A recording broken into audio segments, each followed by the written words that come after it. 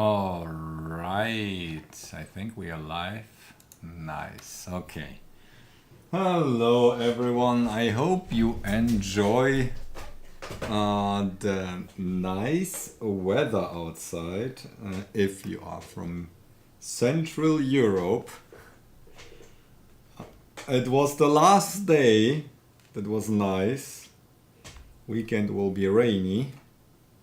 But let's not talk about the weather. Yeah, that's a lot of hair. I need to cut it off. We can do it live. But I will lose my powers like Samson. Nice. Oh, yeah. Here we go. I need to close all doxing windows. Here we go. All right. Oh, wait. I don't have chat on my screen yet. Viel Geld. Minus. I have minus Geld. This is what I have. Or who are you asking?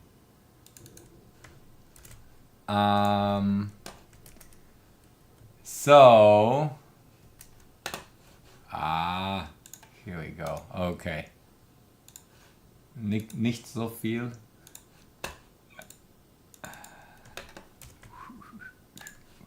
Okay. All right.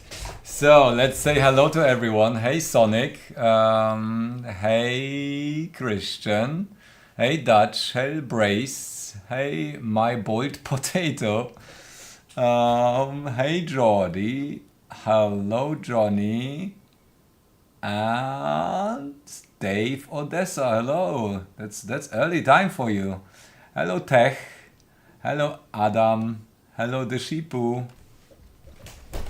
Here we go. So the fiasco continues. Do you want to continue with the Megacluster? It was very frustrating last time because we were struggling to even get like the output. And so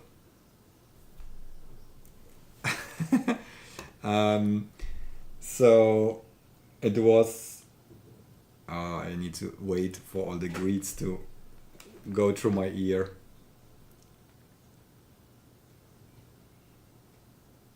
$262 ohm resistors for what, Adam? For a resistor ladder? What are you resisting? Okay, so yeah, we tried last time. We tried to collect all the IDs on the cluster blade, which is here. Boop. That's the cluster blade base. But we only collected one ID so far, or it was collecting some garbage, something. Oh, LED, yeah. 3.3 volts LEDs. Nice. Yeah, I think we collected many IDs and I wasn't able to output it since we tried CDC for this microcontroller. I have on the blade base, I have USB. We tried CDC, didn't work. And somewhat it was not really functioning, the USB, and I'm not sure what's happening there, but what I figured out, I tried, I tested again, and let me show you an effect, what's going on with the USB here. So when I plug it in, what is this? This is not the blink sketch. This is not the blink sketch. It somehow struggles to start up. You see that? I think there is some sort of broken connection. The second USB, that's okay, but I don't hear any device connecting. So something's so there is something wrong with the USB on the blade, and might be somehow like broken USBs or something. I don't know how that could break, or I don't actually know. I have no clue why the USB on that one is broken. What we can do, we have still this one. We can still use that one to try testing. Oh wow, yeah, we bridged GPIO somewhere else here. Anyways, we could try that with CDC, and yeah, I tried reflowing. Yeah, Tom. Yeah, so I tried with the soldering iron just half an hour ago. I tried to reflow the connection. So there might be also like solder balls or something like that that prevents it from working. But I don't have a microscope set up, so I can't check actually what's going on there. And reflowing didn't help, like with a lot of flux, that's almost always the solution. Um, so that didn't help. And I promised you for me to figure out a way to get an output of the cluster blade base, but didn't keep my promise because I started too late. Oh, what? You book? Ah, okay. TV, nice. All right. So what I tried. Maybe someone is more proficient about that. What I try to do is I checked the debug. Hey TMK, hey Negvoza.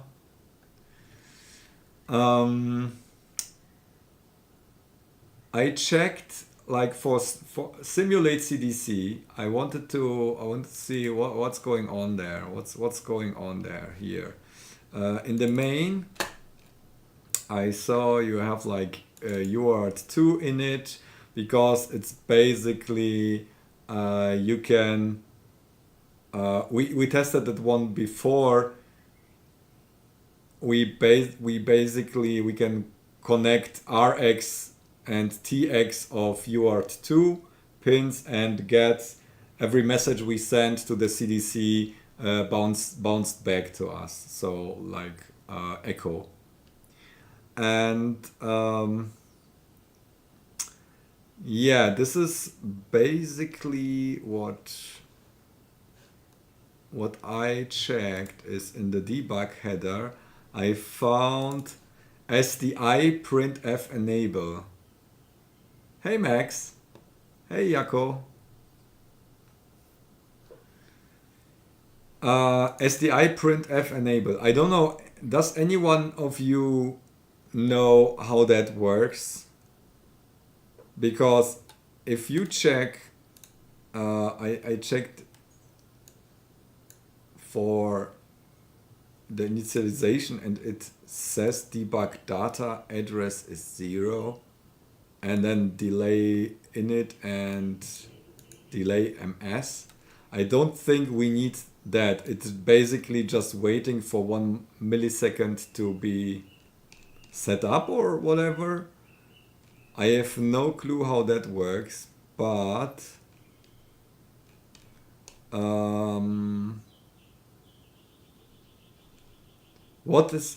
why debug data address, that's used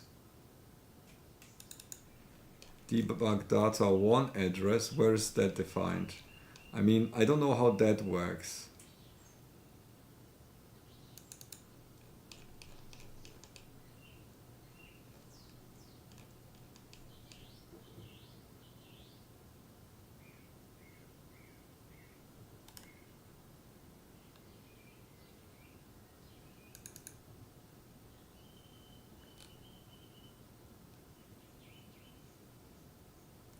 Yes, that's the serial debug interface.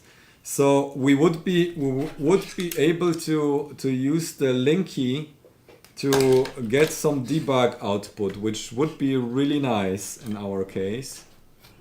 And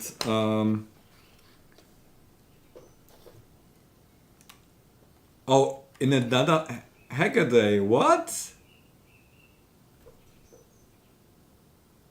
Oh yeah, in the podcast, yeah. I heard that. I was surprised because it was even mentioned in the title of the podcast. So I listened to that and was jumping in my seat. Yes, yes. Elliot is talking about my cringy project. Yeah, I'm trying to get 200,000 views on that video. That would be amazing because then I get a bonus from JLC PCB, and that would be nice. But it seems that YouTube basically killed it already. I I tried to switch the cover and the title didn't work, so I have no clue. Anyways, I think Johnny even mentioned yesterday on the Hangout. So everyone who wants to play games on the weekly Hangout, like mini golf on Discord, join the Discord server and basically be online at the same time one day earlier. So shorts pointing at the video. Yeah, but nah, shorts. People hate shorts. Oh, I can do a TikTok, maybe, but that's I have like 500. I can do an Instagram. Yes, I have probably 1,000 followers on Insta or 800 or something, and 500 on TikTok. So that won't help. I still get more than 1,000 views per day, but I'm missing 50,000 views, and yeah, that's hard to get within 1 month, and I think I have still like 20 days. Oh, you removed shorts? Yeah. You know what I don't like about YouTube shorts? They're limited to 1 minute. So everything, what's what's what's happened on YouTube shorts is basically is that people are uploading their TikTok content, and TikTok doesn't have a restriction for 1 minute anymore. So basically the TikTok content ends up being chopped up on YouTube shorts, and this is so annoying. Anyways, is this data debug address SDI printf enable? Is SDI on address 0? Is this true? Let me check.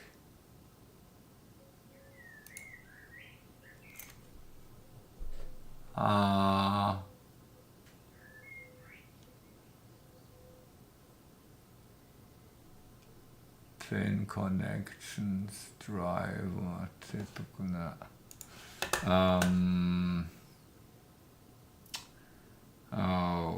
Okay. Let me find. I need another Explorer.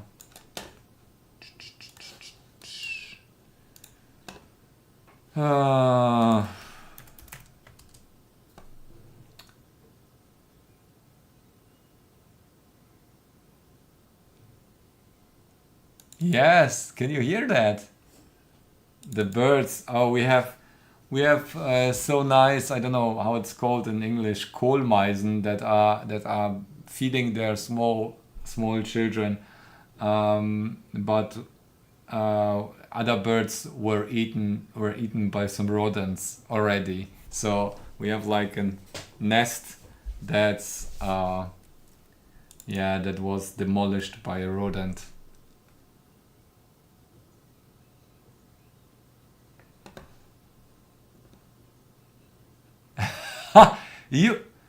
Johnny, you won a few. Hey, my boiled potato. Wait, I greeted you already. Yes, I greeted you. Okay, Johnny, you won a few games yesterday, so bird cam. Oh, they are so cute. They are not afraid of us anymore. We can sit like 2 meters away from the nest. It's like in one small hut that we had here set up, and they're feeding the little birdies. And every time Mama and Papa, because there are two, coming back with some, like, I don't know, caterpillar or whatever, you can hear the little birdies weep weep weep weep. All the games. Yeah, Johnny. You need. Nah, it wouldn't be fun for you if I let you win. It wouldn't be fun. I don't know. I'm very competitive, it seems, because today I played some cards with Tony, and I also won, except for one game, every single game. That was not that nice. I try too hard and repel my friends and family.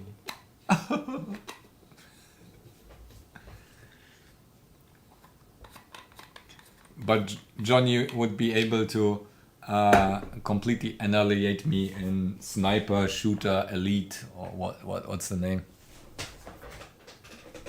Yeah, people, come to Discord and join on Tuesday, same time as the stream, just one day before, and it's fun. We played like with 6 people yesterday, a mini golf, like this putty party.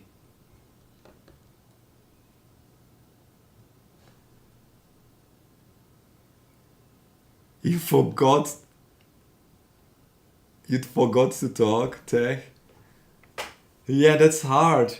That's hard, especially when in the beginning, in the beginning, it's very hard if there is not much interaction to appear less dull, because if is nobody there, you're feeling stupid, stupid talking to yourself because there is nobody there. But if you don't talk to yourself or explain what you do or whatever, tell stories, then people who just hop in will immediately leave.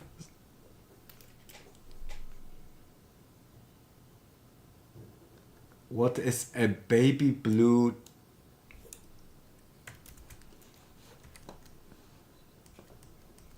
Wait, I need to check.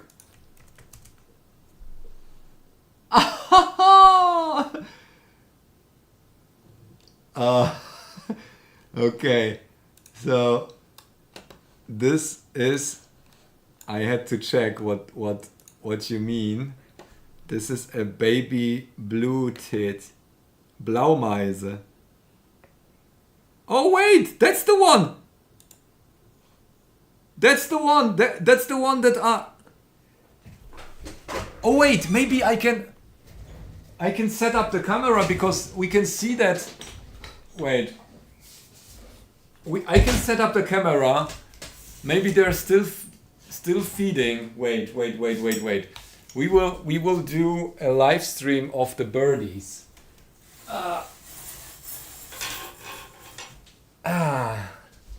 Let me set up a camera.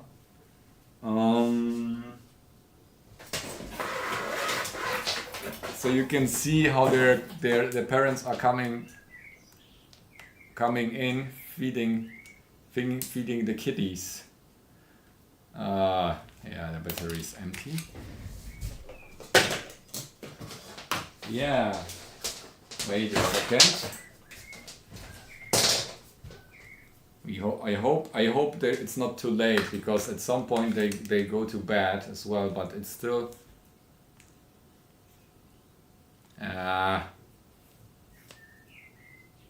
here. Okay. We have the camera aimed at it. Let me check. Where is it? Okay. So let's watch them. But they are really fast, so you have to pay attention. The birdies are really like the birdhouse is really broken. I think the heat made the roof like pop up or something. You can see it's not even completely closed. It's good enough, but I don't see the parents coming. I hope we have proper shutter set up. Oh yeah, the shutter is way too high.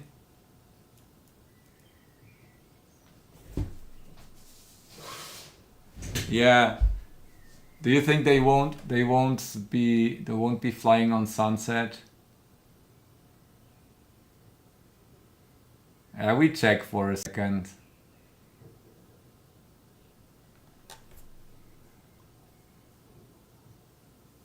Uberius, hello. Mood music. Okay, wait. Oh, they're not coming. Usually they would fly like every minute, at least one of the parents would arrive.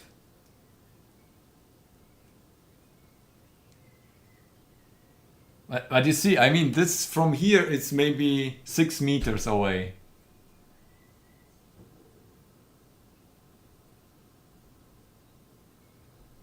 Yeah, if they're singing, there might be. But also, caterpillars might be not coming out anymore. One of those had like a caterpillar which was like really huge and fat today. I'm asking myself if like a baby got like this huge caterpillar stuffed in their throat, they probably suffocate.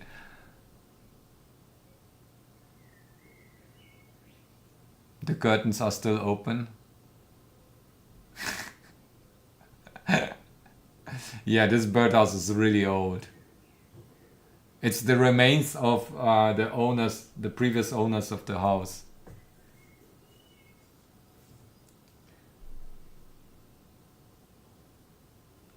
Not arriving.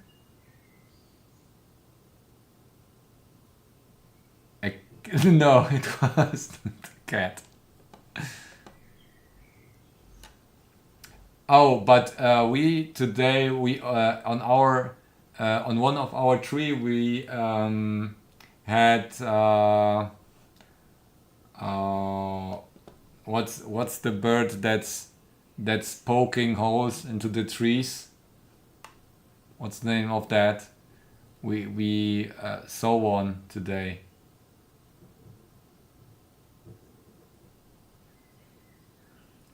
I think it might be finished here, the feeding time. Woodpecker, yeah. Yeah, it was a woodpecker. And I heard an owl today morning.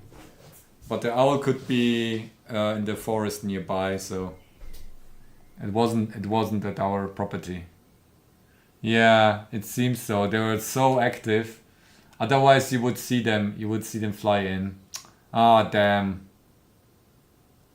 I have to show them next time. Yeah, they'd be flying.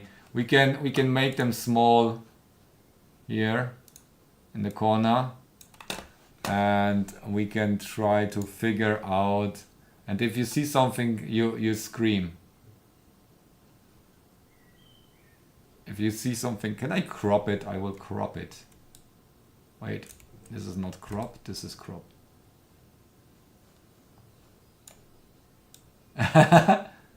Here we go. Cropped in.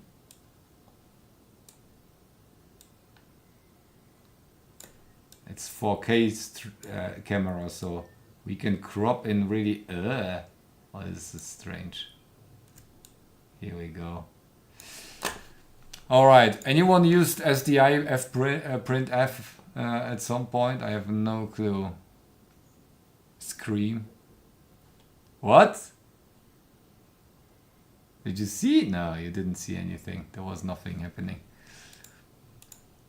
Oh yeah, I wanted to check. The data sheet. Board schematic.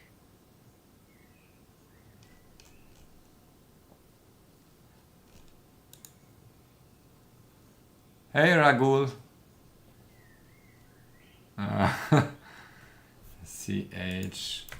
I wanted to find the data sheet. Ah, here, reference manual. That one is good. So, oh, you have ice cream?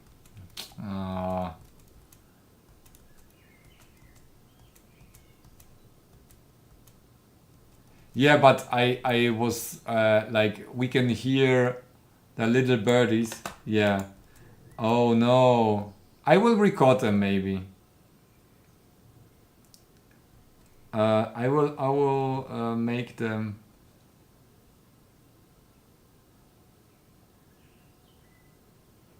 What? Wait. Okay, here we go. Memory.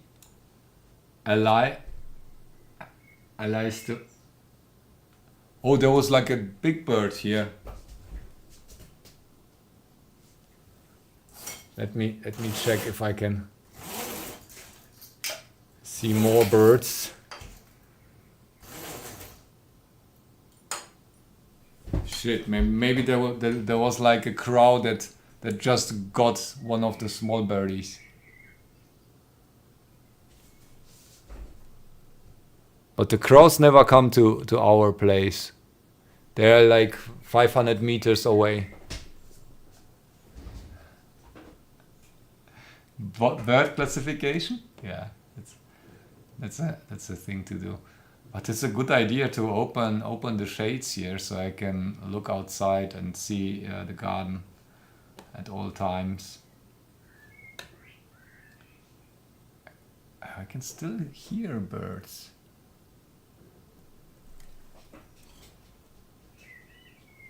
Oh yeah, I show you the one that's singing up there.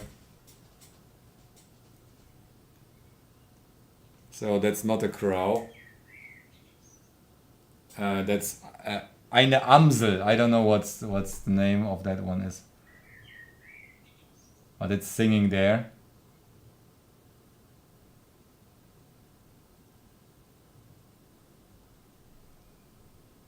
The others are sleeping. The family is probably sleeping.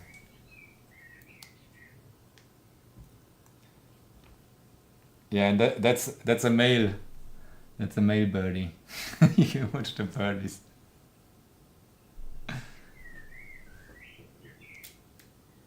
Bitluni. Oops. Let's make it a little bit darker. Can sing. Chris, hello. Cluster flock. Yes, cluster flock. Black Amsel, blackbirds. Yeah, then it's a blackbird. I love them. We call them always Knut. So.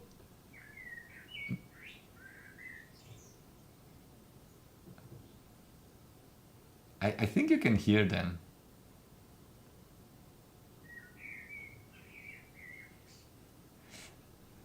Yeah, you can. You know what? I can distinguish when they are singing, and when they are complaining. They are shouting at you. If you are too close to their nest, they will sit like close by on a branch, and they will shout at you. They will complain. And I was able, like, since we had like one of the blackbird's nest that was the one that was robbed.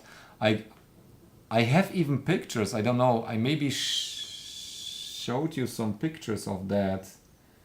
Oh no, it's gone.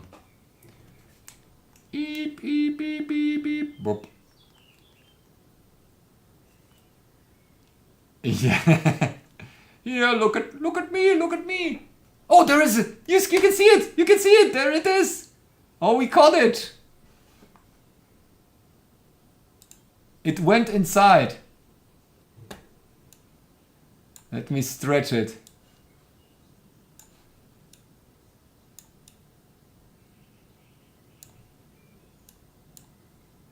It will go outside.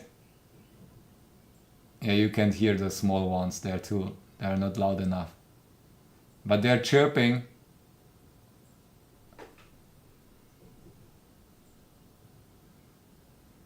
You can even see the small hacker voice. I'm in. It will go. Oh, I heard a small one. It will leave. I think it will leave in a minute again. As long there's light, I see they still try to get some food. It didn't look like a dragonfly though. Blaumeise, Kohlmeise, small difference. Yeah. Oh, okay. Yeah. So that's what Tony also said, Kohlmeise. But it looks a little bit. You know I'm colorblind, so I couldn't tell.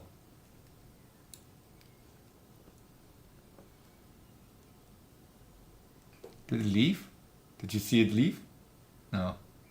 I might have missed it. Oh! I saw something.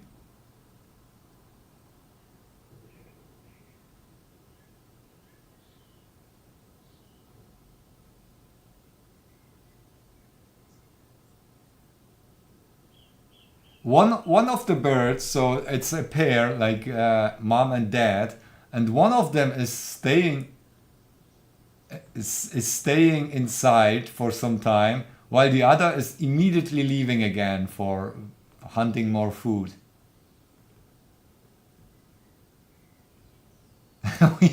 This is okay. I mean, you saw it. A wire method. Birds arbitration. Okay. Oh, this is stretched. Let's unstretch it. Wait. Here.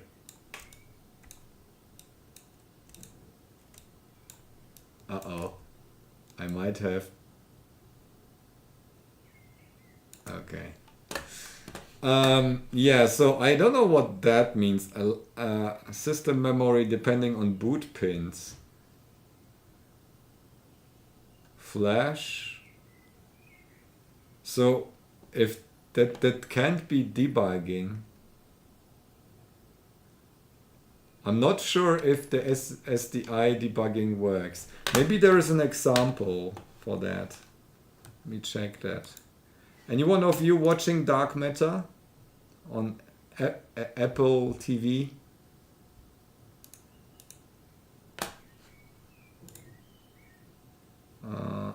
Oh yeah, there is an example. There is an example.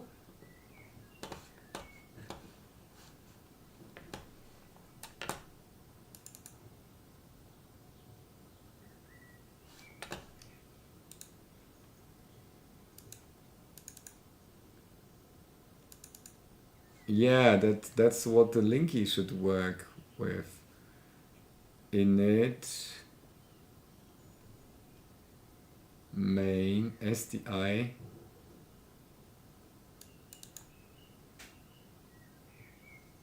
delay init. That's happening inside anyways. So link utility. Link utility 1.8. Okay, that's a hint. But other than that, it's basically the same.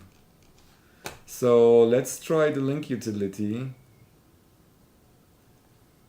And you scream if you see the bird, but if it wants to leave, it will only last for like 1 second on the entrance and then jump out and fly away.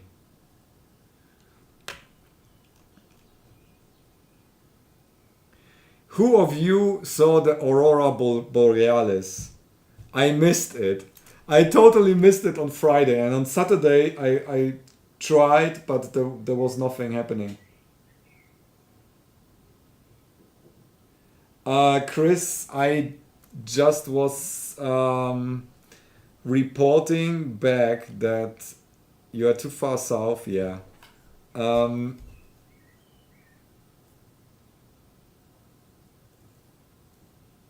you had a pretty good show in Northern California. Congratulations.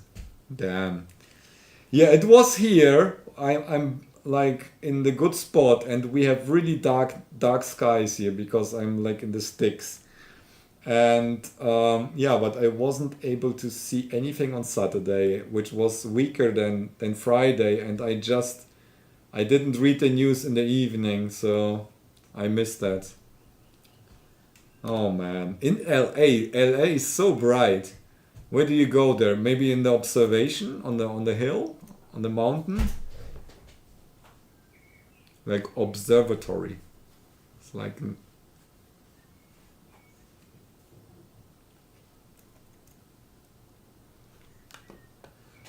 yeah, that was like when was the last time this was happening? Like 40 years ago. So you can imagine I'm a little bit pissed because I'm like an space enthusiast, but I never see the northern lights. Like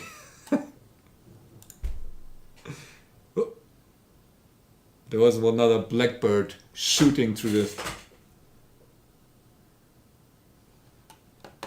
Oh, 2003 as well. Okay, then it's every 20 years. So when I'm 64 next time.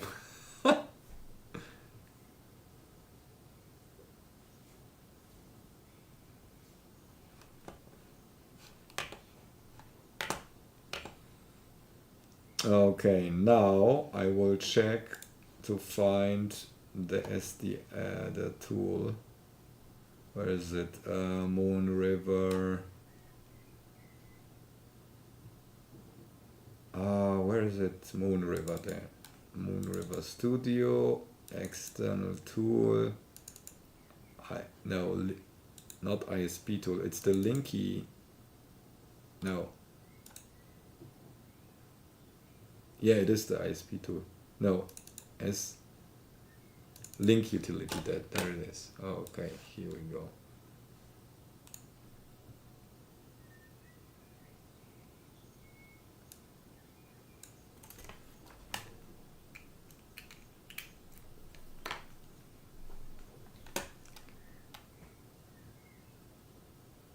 Is Solar Maximo? Yeah, but I mean, you have only like hours to get notified about that. I don't know if there. Maybe you can make an app for that. The app can be a dummy, and you can earn money for 20 years before the next chance. So people won't notice that it doesn't do anything.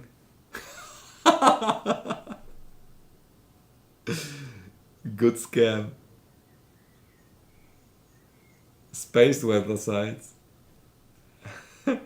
Okay, so where's the query chip info? Okay, chip info is there.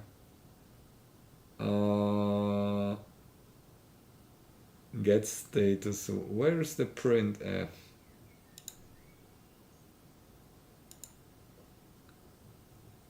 Anyhow, oh, they hear that.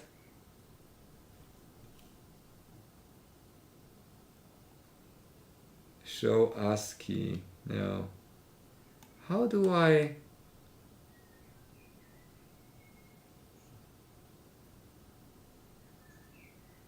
My Aurora forecast. Oh, okay.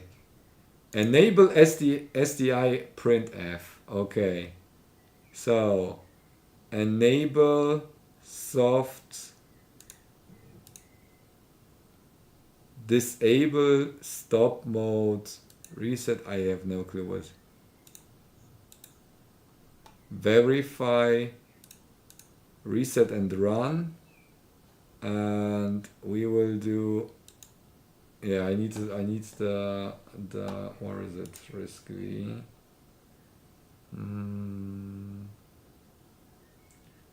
Supercluster.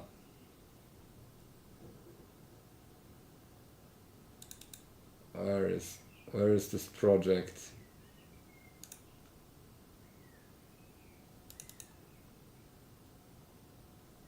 That's the blade. Supercluster. Where is this project located? Okay, you know what? We can do.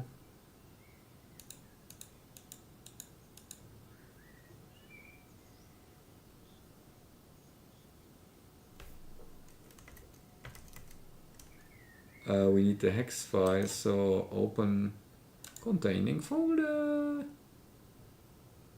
Is it here?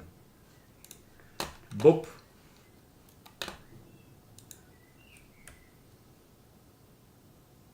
Wait, that's the wrong one. That's simulate CDC.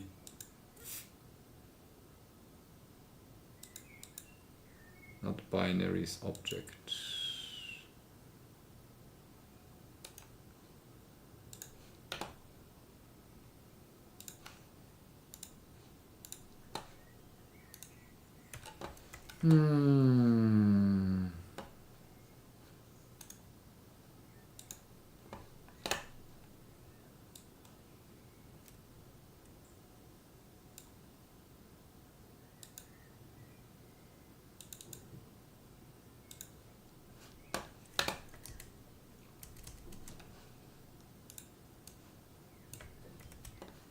Object, and then we have supercluster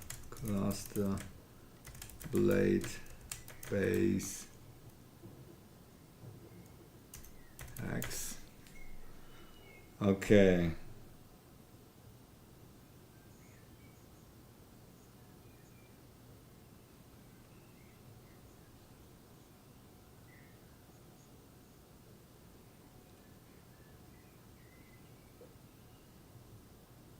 Run the tasks.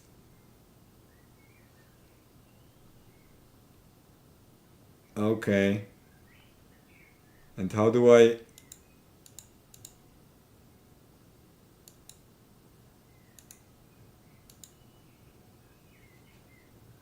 get, how do I read?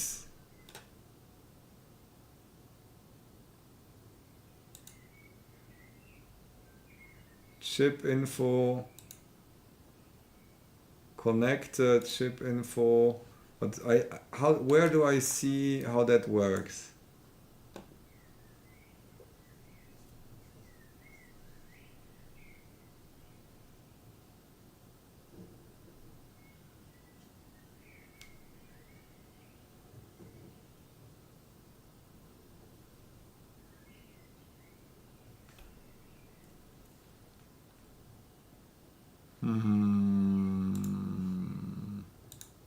Let's check that again. Okay, needs to be used with link utility 1.8. Let's check the version. Where is the version of this tool here? Oh, it's 2. Version 2. So that's program, reset, run.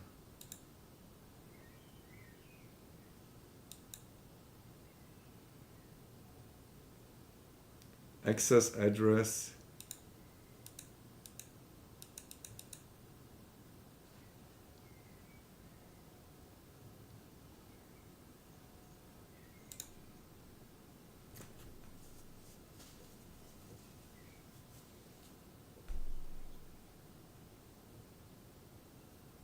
Smoke. Did the birds do anything? I don't think they did. They're asleep now. They're in good night mode.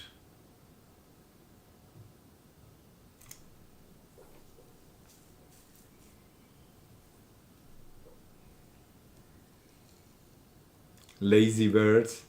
No, they weren't lazy. They were really, really active all day long. So, how to use SDI printf? How do I find out? Okay, let me check on the browser.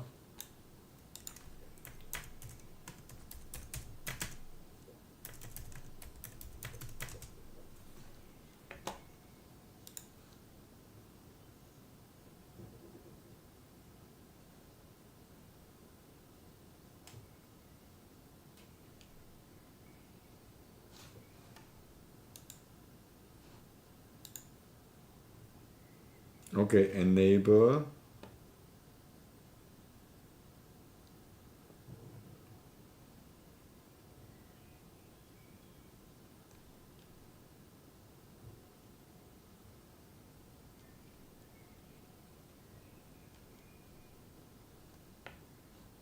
Okay, let's check here.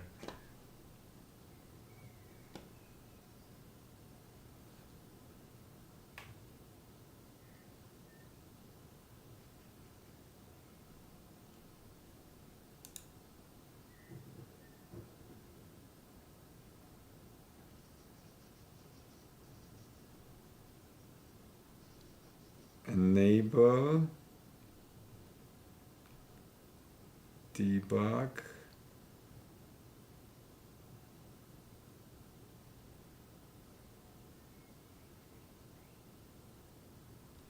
Oh, what?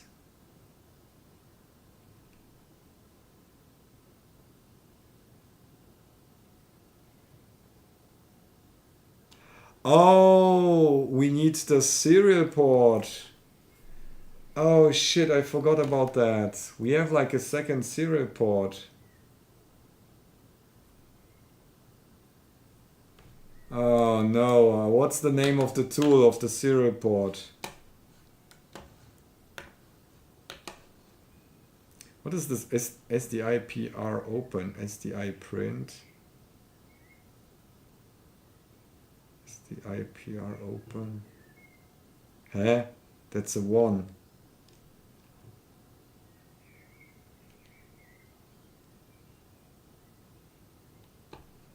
Serial port tool. Do we have we have a serial port tool here? Maybe there is a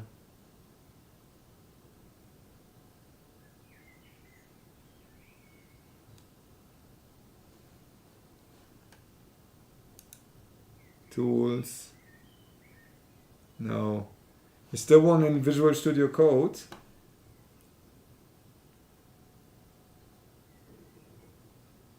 Terminal? Okay. Okay. But how do I use terminal?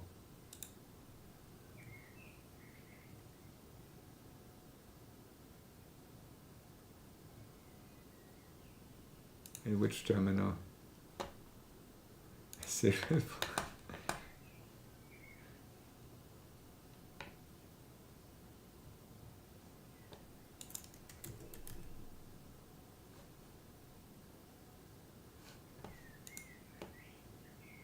I thought there was one in Visual Studio Code.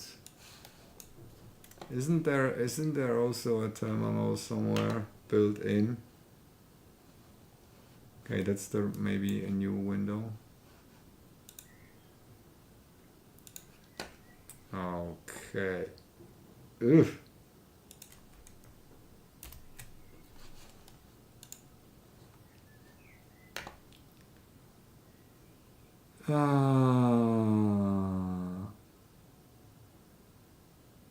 Potty.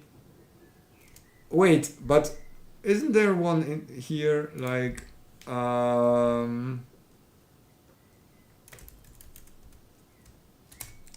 yeah,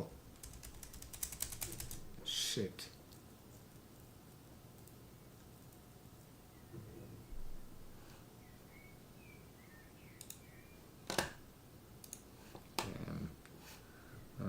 I deleted Putty because we didn't need it anymore. All right, you won. Microsoft Terminal. Terminal isn't there anymore. Like, you mean that one?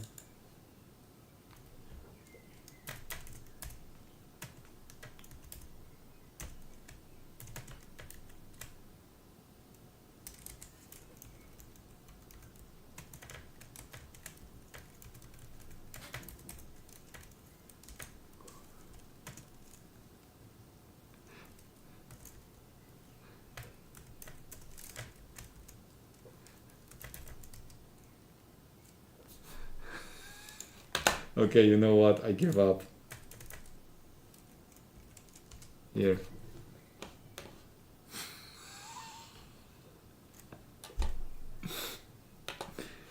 Okay, enough birds for now. Birds are enough. Where's Terraterm? Do I need to download that? So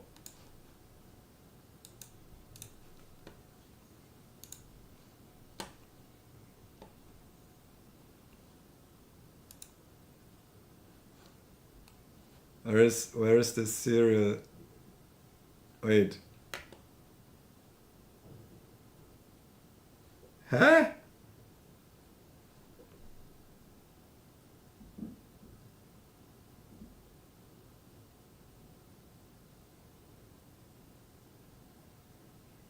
I don't see the serial port.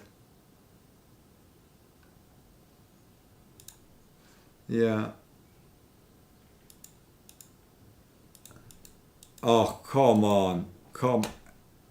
But when I set up the... Where's the port here? Huh? I don't see it. Where's the port? I could select it here.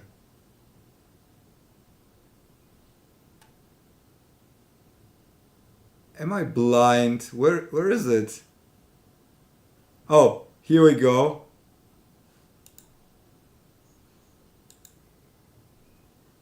Oh, I am. No, I don't see anything. It should output dots. So I'm in CDC mode. Oh yeah, okay. No.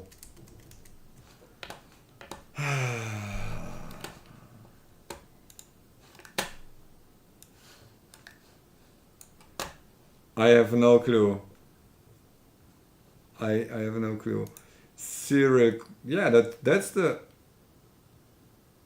serial, link serial.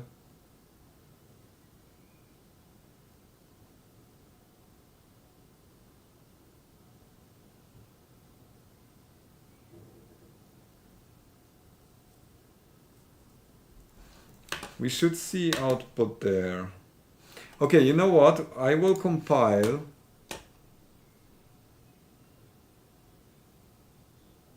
What's happened? What happened? SDI printf. Okay, let me build that project and download that. Hey, Lanea Lucy.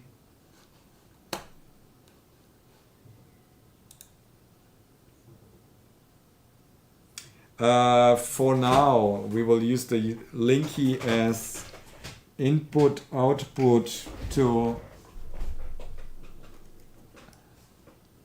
DAG VT. What is that? I never heard of that. Let me download that part. Boop. A GPI toggle. Why?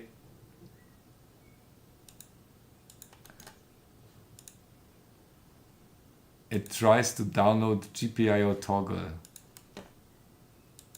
Is this stupid?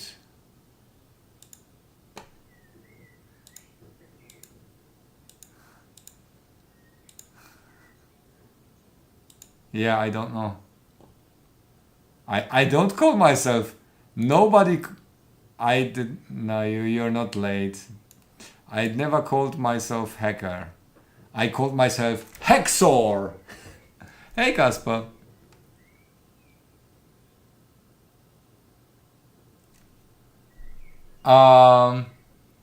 Okay, so what I am doing now, we have this is the cluster blade base, and it has some serious problems with the USB. We wanted to use CDC, which is the USB serial connection, to get some data in and out from the bus and from all the processors. But the USB doesn't work somehow. We had some issues. I don't know what's happening. I think the ports might be molten or something. Something went on there. Anyways, I'm trying to use the Linky utility, which is the debugger, to use it with SDI printf debug or whatever. And we're trying to set this up. I never used SDI as printf Polish stream. Yeah. We can teach a few Polish words. So I have a question to the Polish speaking guys, Adam and Kaspar. So I was teaching my girlfriend the meaning of the word hajai. So I was basically doing some work in the garden and on the terrace, and I told her that my grandfather was a builder, and he always told me that proper builders always clean up after themselves, and they are not like hajaye. So in German there is a translation. I found a translation to German, lump,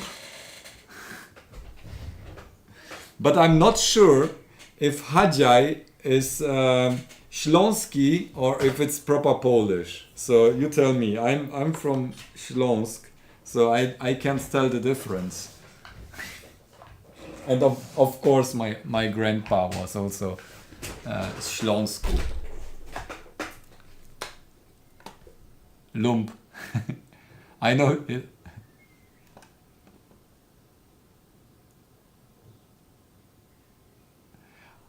Hajai? What? That's cool. Okay, the Shippo.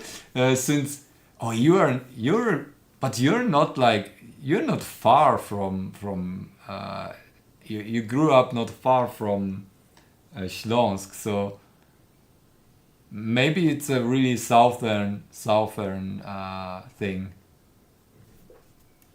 Hajai. And Kaspar never told us from which region he is, so maybe completely different dialect. Hajai. Not strict Polish word. Śląski maybe, yeah. Okay, so Kaspar, you revealed yourself. You are not in the southern region of Poland. You were so secretive. Now we can basically exclude a tenth of Poland from the location. Anyways, yeah, and one other thing is, I will grab it because we have we learn few Polish words.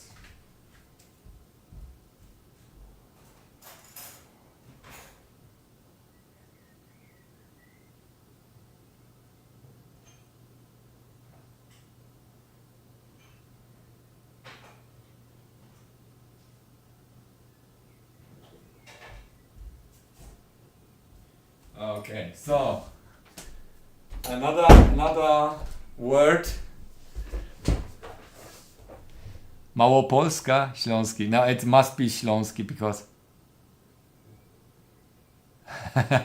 Megacluster. Okay, so I made this because it's so hot and refreshing.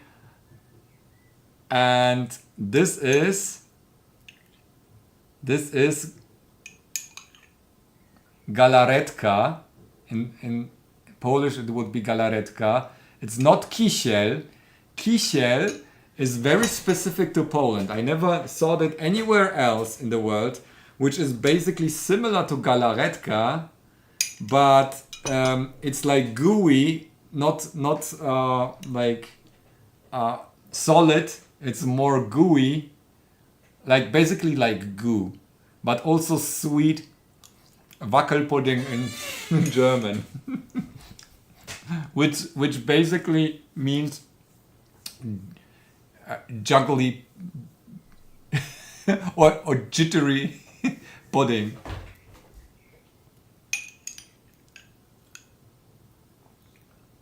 Yum yum yum. Hajai. Turkish? No, it's not Turkish. It's not Turkish delight. It's almost water. Jello, yeah. Jello in English. Basically jello. Shaki, what? Kisiel?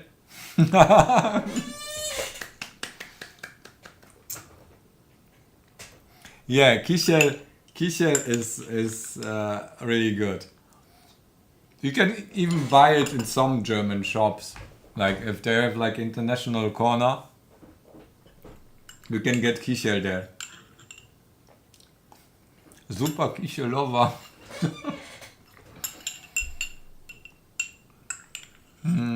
Nice. Refreshing.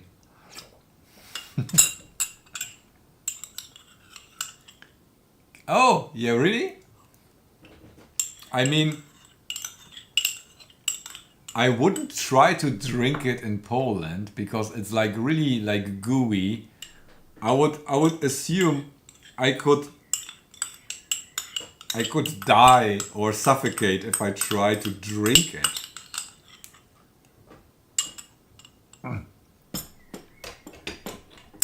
Biedronka? Hot cup, nice. Kwas. What do you mean kwas?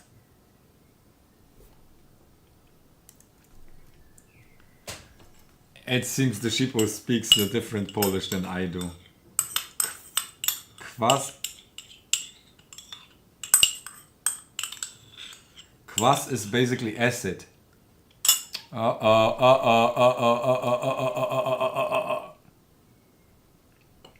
What was that?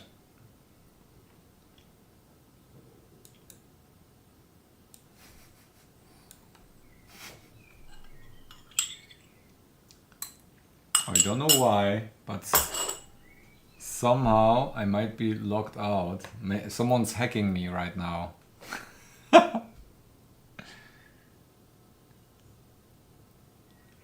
Kwas.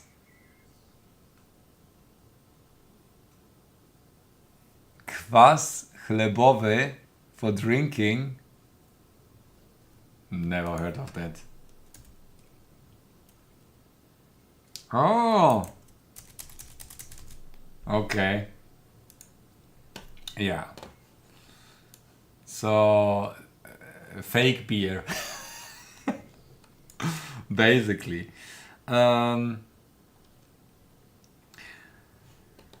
So we were trying to upload. Wait, we uploaded something. We flashed SDI and F printf.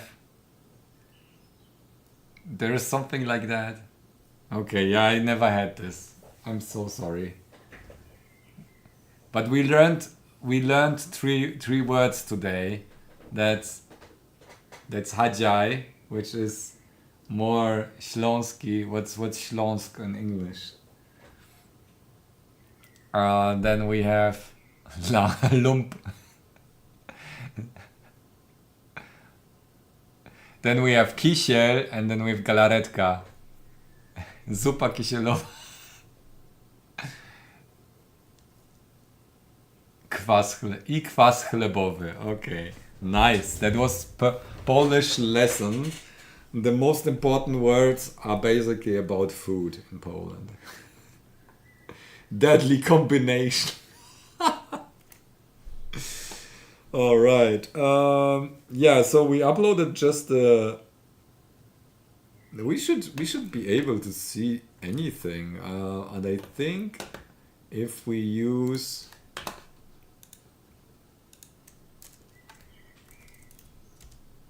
Yeah, that doesn't do anything. Oh wait, I think this one. Oh, it should print every second something on the debug output, and it's uploaded there. So I'm not sure why it's not outputting. You know what? We close that and we download just a terminal. What was the recommended terminal that we should be using? Someone said like term. Oh no! There's some insects coming in. It's dark outside. Terraterm. Okay, I will try. I don't like putty for cereal because when it closes, it like closes the window and you can just return it. Terraterm. Well, let's get Terraterm download release page. Current release is blah blah blah. Latest Terraterm. That's some Japanese project.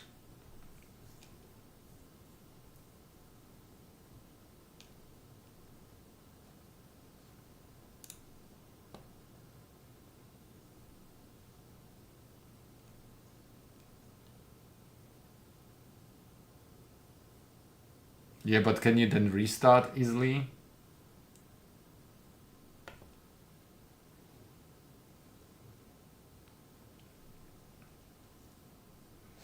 So what I try right now is to get over the debug tool a printf, so I can basically send text and receive text between the computer and the Megacluster, because we need to debug basically the collection of the IDs of all the MCUs that are sent on Handshake. So how do I, wait a second, how do I download it here? Wait, what is it? I'm not so fluent in Japanese. The Shipu can maybe, ah, here we go, there is. Okay.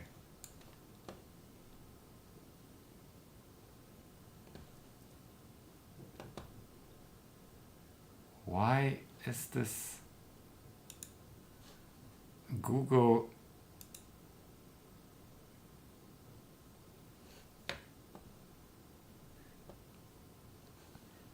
Google locked me out.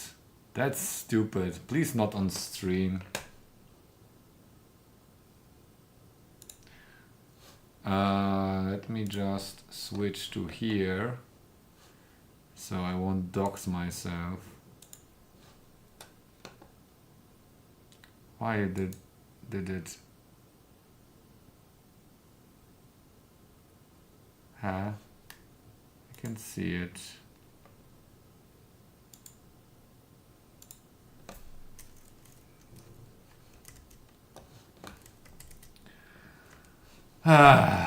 Google, what is you doing here? No. Okay.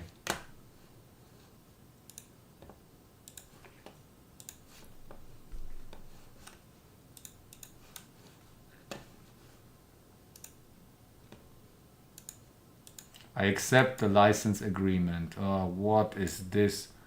Why is there so much stuff? Ugh. I just want one. What the f is this? Additional plugins? Ah, damn. Kanji menu. No, I don't need kanjis. K code. Always on ISO. Menu. Is this any good? The menu? No. Next, yeah. English. Shortcut on the desktop. Yeah, that doesn't do anything.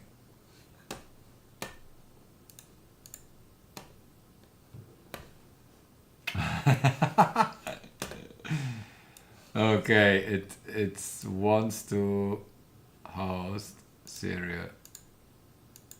Here we go. Okay, boom. Nothing.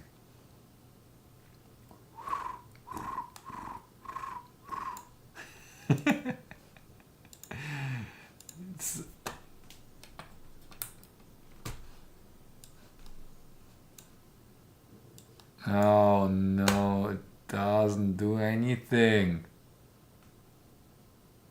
Maybe no. What is the tool to change the driver?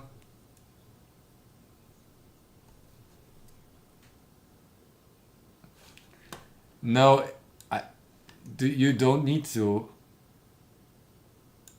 Do you? No, you don't need to. It's CDC. CDC doesn't need baud rate.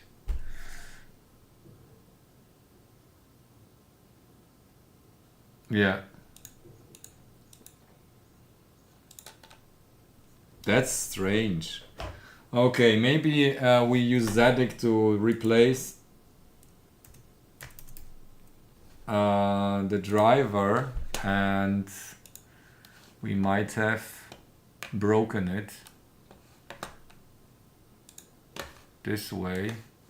Let's check. List all devices. Win USB, USB serial. Wait. USB serial. I have no clue, to be honest. Hey Z80.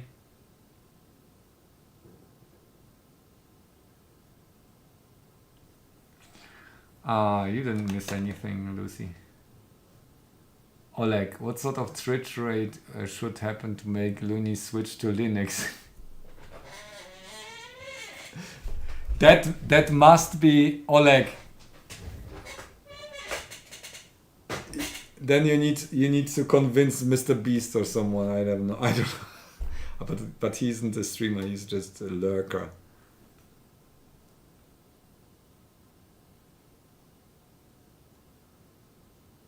Might be also the same problem as mine with PyPico and debug probe. You got hungry, so having a bratwurst. Oh wait, you know what? I need more sweets. I need more sweets.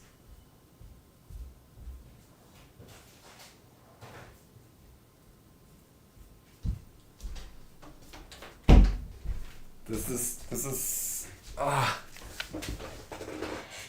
Cabanos. Oh damn! But this isn't like a Polish word, isn't it? Kabanowski. Okay, that's the chocolates, the cheapo chocolates.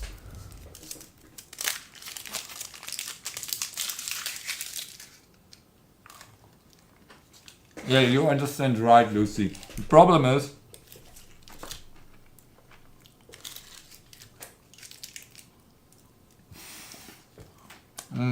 yeah, I had lasagna before, so. Oh, smoked cheese, that's good. Oh, I love smoked cheese. Ah.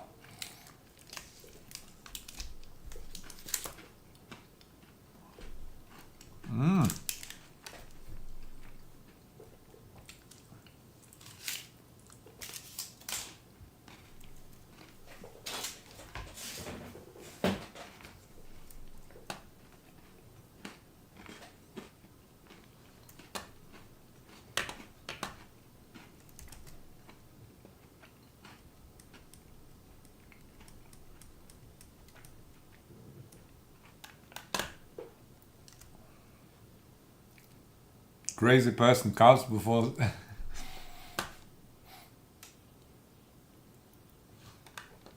Mahlzeit, Enna. Sam. Plan 9. Plan 9. Chris. Physics. What is physics? Zakopane, yeah. But Zakopane, you have to eat like, I mean, there is like so great fish tartar and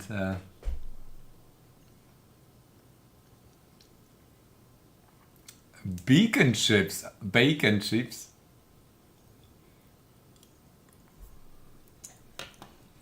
Okay, you know what? I will install the drivers again for the Linky, and let's see if it. Paprikasz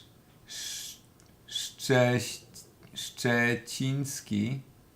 Paprikasz. I don't know what paprikasz is. Some sort of pepper sausage or. In port issues. Oh yeah, that's a good point. But it doesn't look like there are issues. It's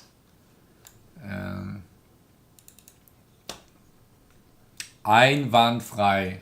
Oops. What happened? What? Hä?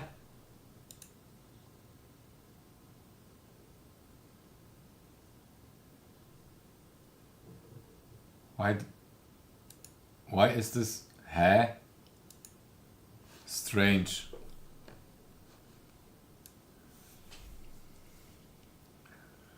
Yeah, the Sipo is like Poznań seems to be like a strange point because he knows all the words that I don't. So mate, you have seen you might consider moving to Lumix.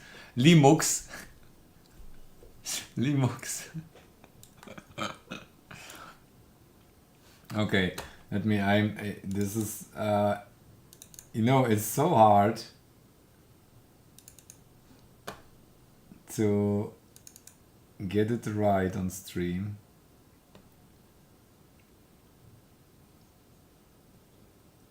Oh really? Like Schlafrock?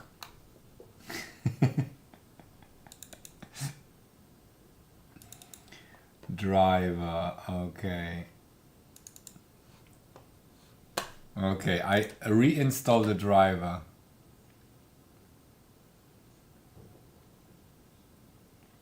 Kapcie? Yeah, I know that. Kapcie are the house shoes.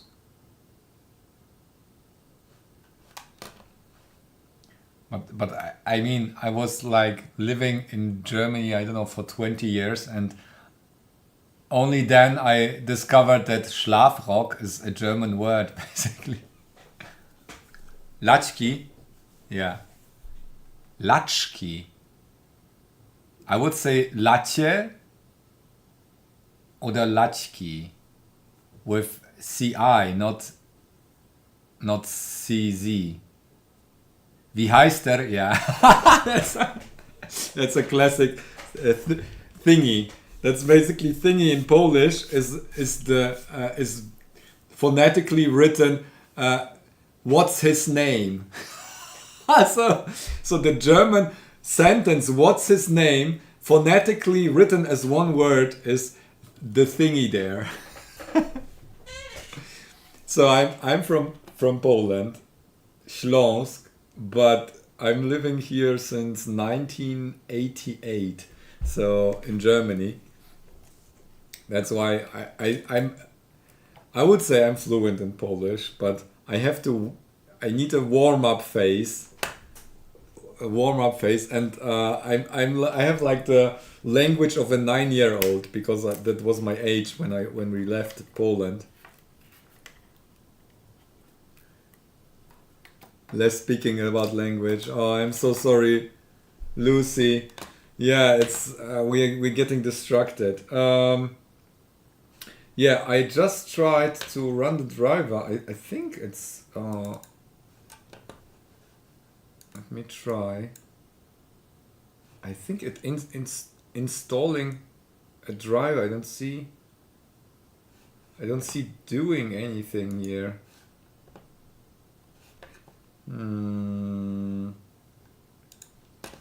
So the problem is, I don't know if the problem is on the microcontroller side or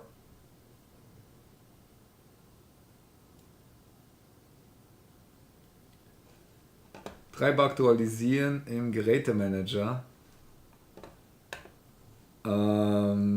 Yeah, we can do that.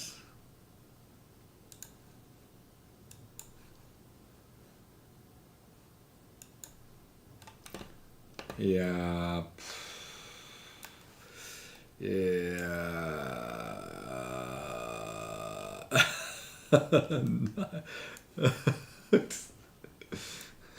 Pivot. Manuell. Ich glaube, die Treiber sind nicht auf dem Firmware. Driver downgrade.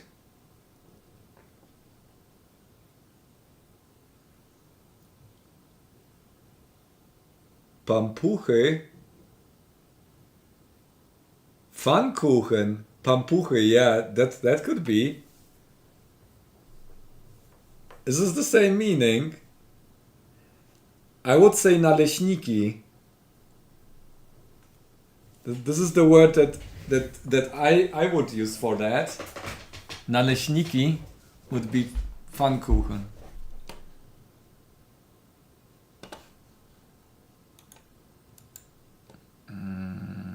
Okay, yeah, but I don't have the driver as a standalone thing. Let me check. I can't dox myself here.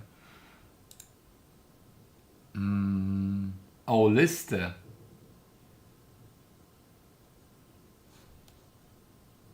Oh, okay. Wait.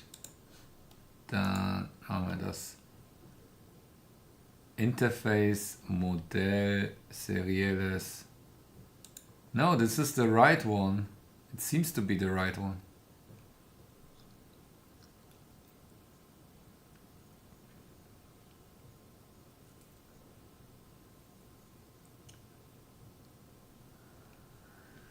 I would say this is the right driver, so we can still replace it by Windows. Yeah. No, I don't restart. Yeah, no, that's not. That will probably close connection, disconnect.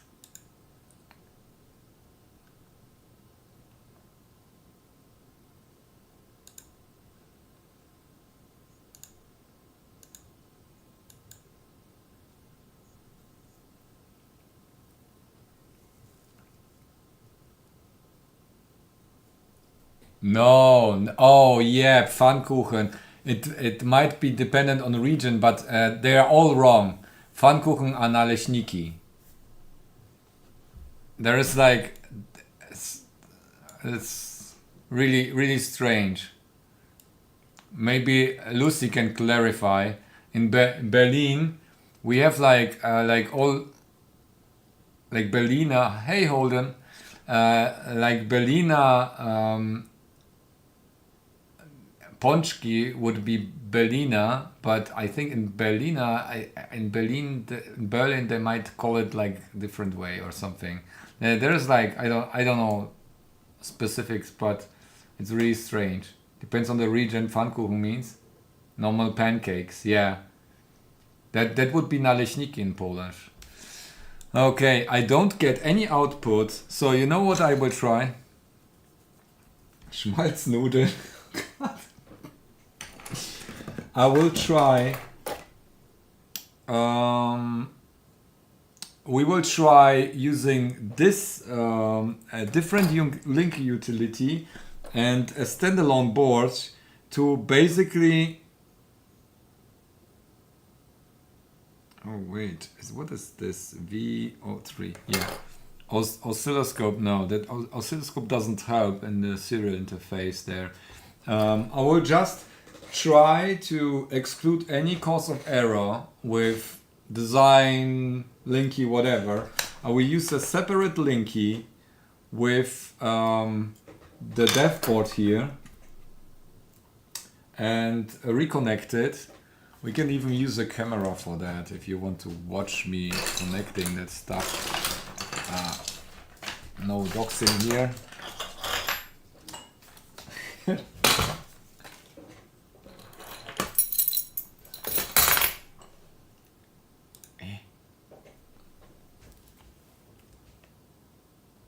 Dinosaur. The end goal. Yeah, we'll make a video as soon as it actually works properly. Currently, when we see everything like working on all levels, that will be basically a breakthrough, and then I will post a video on that, and then try to make extension cards for the blades. Like, I mean, this is not the... I had a blade with port already. Where's the board? Yeah. Come on, we picked this up after a year. Don't be so...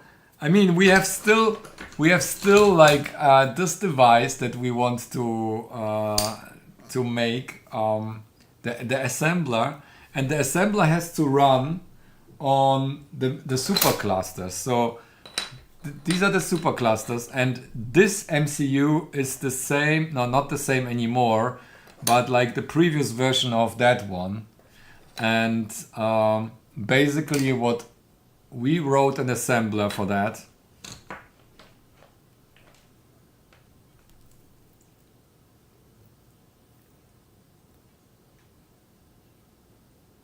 What?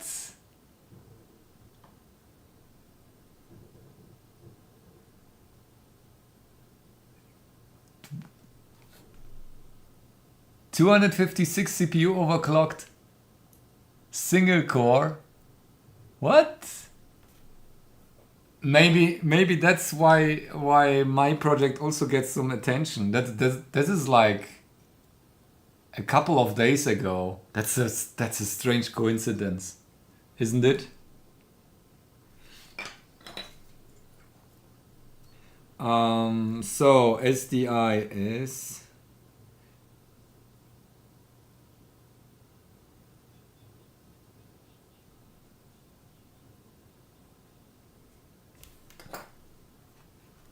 ray tracing of ray tracing on the FPGA.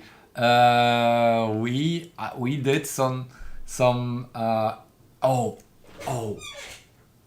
peeps.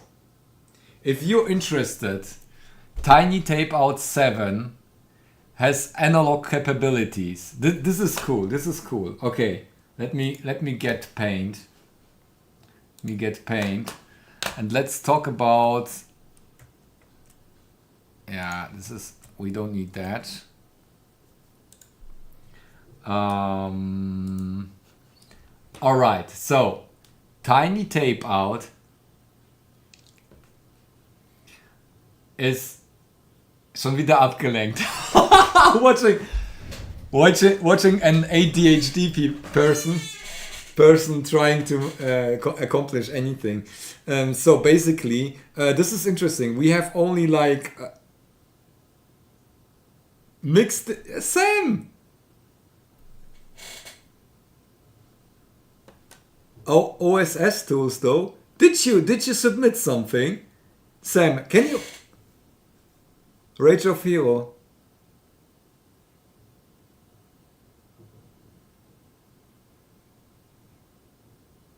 Angezeigt.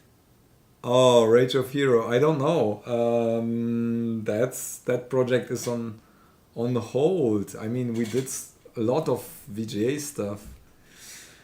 Okay, mixed. Sam, do you have a link? Did you submit anything with mixed signal? So one thing, there is already a template for VGA on the ASIC. So Tiny Tape Out is ASIC design. Death and the Line. Hello. Tell me something that's true that very few people agree. Okay, tabs are superior to spaces.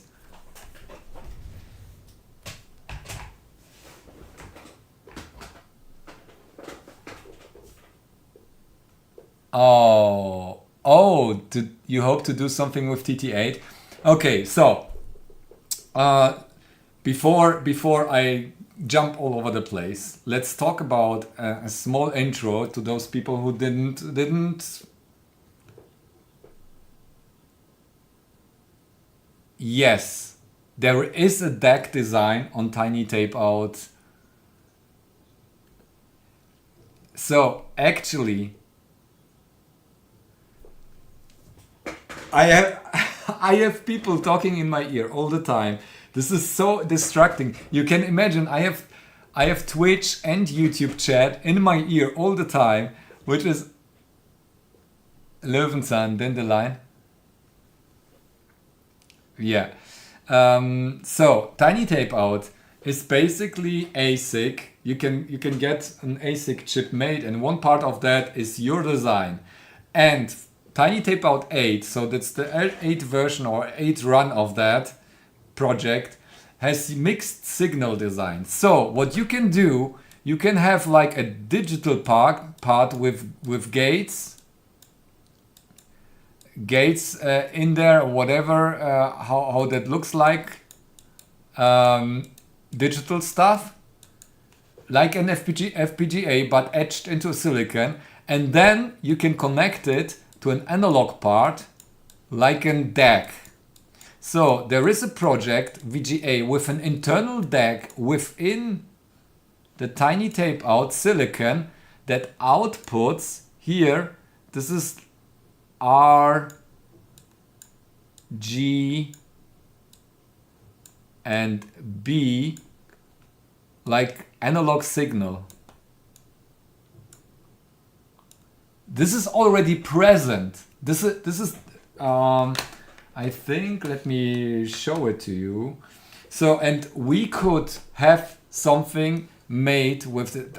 This is obviously quite difficult to set up, but we could take this project and modify it a little bit and do something within that, like add a block, another analog block, and output something analog to the screen. So all the timings for VGA, everything is shown, is already shown set up. Is already set up. So working VGA with analog output with internal DAC is already done. I don't know if it's tested. I don't think it's tested. We will see in half a year or something. But what I was thinking, since we can do anything, RGB vector display. Yeah, basically a vector graphic display. You can make it if you want to. I don't know. We can, like a Vectrex graphic card or something, graphics card. And I have the possibility. I mean, I talked to eFabless and I talked also to Matt. I could submit something to Tiny Tape Out 7, maybe 8, I don't know, like an analog design that we can test. Jurassic card. So what I instantly was thinking about, Tempest. What is Tempest? Tempest is a game, or?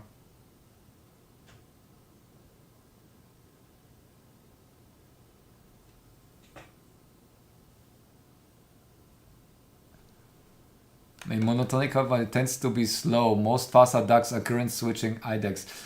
So we can watch Matt's video. Yeah, one more instruction.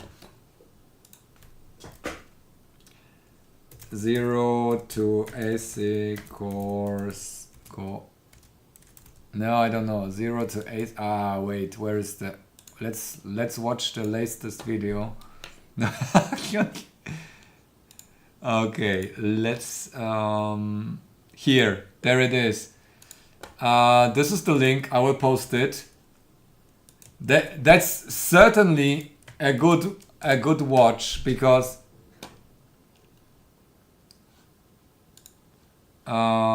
maybe we can wait. The repo. Here's the repo. That's all open source. Here, this is the resistor ladder. So this is ultra high speed. This is resistor ladder DAC. Look at that, and then there is the video signal coming out. So you can, it's probably like gray values only. So you have to connect this to whatever. This is the digital part, and I think this is basically a DAC. So R to R DAC, and it's converting. I think, yeah. What was it doing? We can see what's happening here. Tiny tape out, source sim, there is a docs, and in the docs there is an info MD, and we can check, so drive with internal SUF wave generator. So this one will basically, this is like a test that runs an internal sawtooth, but you can make, I don't know if there is like a VGA, but there is, yeah, there is a simulation already.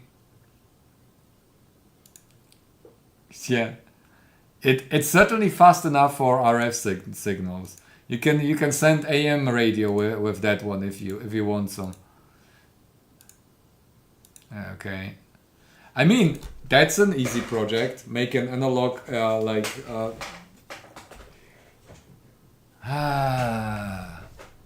can we do AM radio?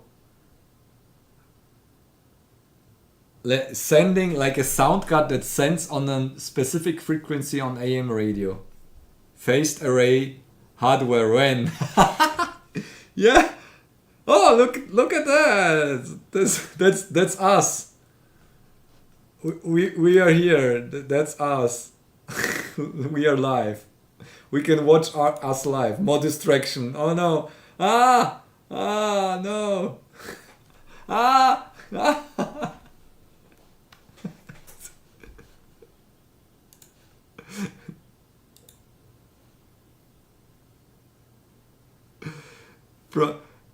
Production value time. Okay. Listen. This is the tiny tape out. This is the tiny tape out, and this is one tile. And on one tiny tape out, on one tape out,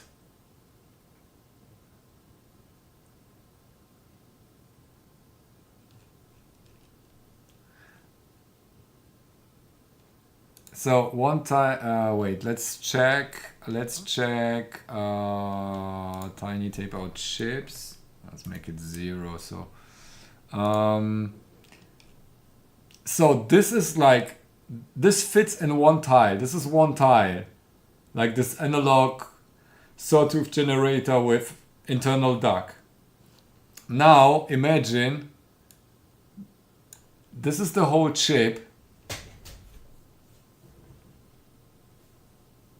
Phase lag. Okay, so here it is.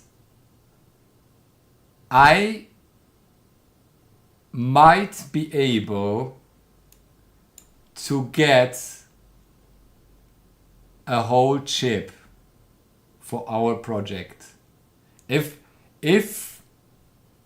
we can be convincing what's happening there or designing something really unique, we can have a whole chip for ourselves, not related to Tiny Tape Out directly with eFabless. What do you say? This is just, I'm putting it out there. I'm putting it out there. You can pitch me ideas. We can vote for ideas. And I can overrule them at the end. But we can get a complete silicon chip with only all our design, all pins, all this area. Yeah, that's worth 10,000K.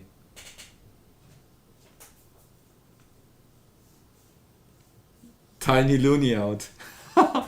Yeah, this is basic ping pong wall driver. Ping pong wall driver would fit in one tile. You don't need like more than that. It's all purple. I have no clue what purple is. You mean like this? This is empty space. This blue space is occupied with actual gates and so on. A concentration device. Yeah. Z80 is like two blocks already. We can look it up. That should be on Z80 should be, yeah. Where's the Z80? I think it's there. Z80. Oh no! Oh wait, we have an 8080 CPU. It might be on 7. It might be just submitted to 7. So this is like one tile. This is like, and we can have everything here. TT7, yeah. All right. So now that you are stunned.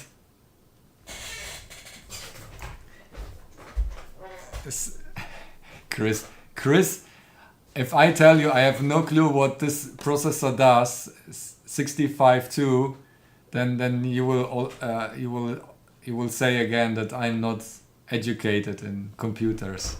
It's like the first pre-8080. What? C64.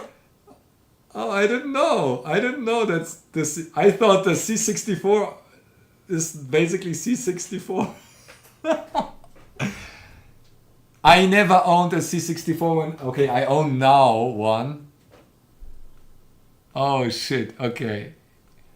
Yeah, but you know the 65.2 is not very impressive. It's the SID chip. We can replicate the SID chip with analog output.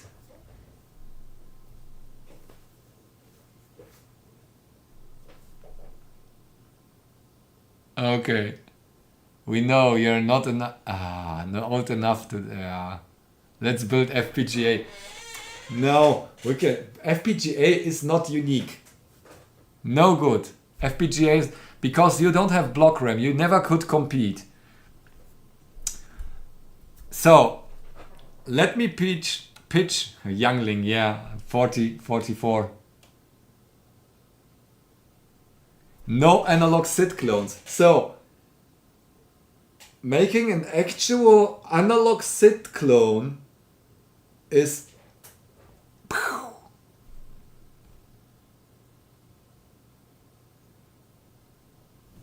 analog computing CPU. Yeah. Okay. So I get too much text. So I will mute you for a second, and I will explain what I was thinking about. Okay, here. Now I can concentrate because not distracted with all the talking. Imagine we have. Oh, it's not drawing here. There is a DAC.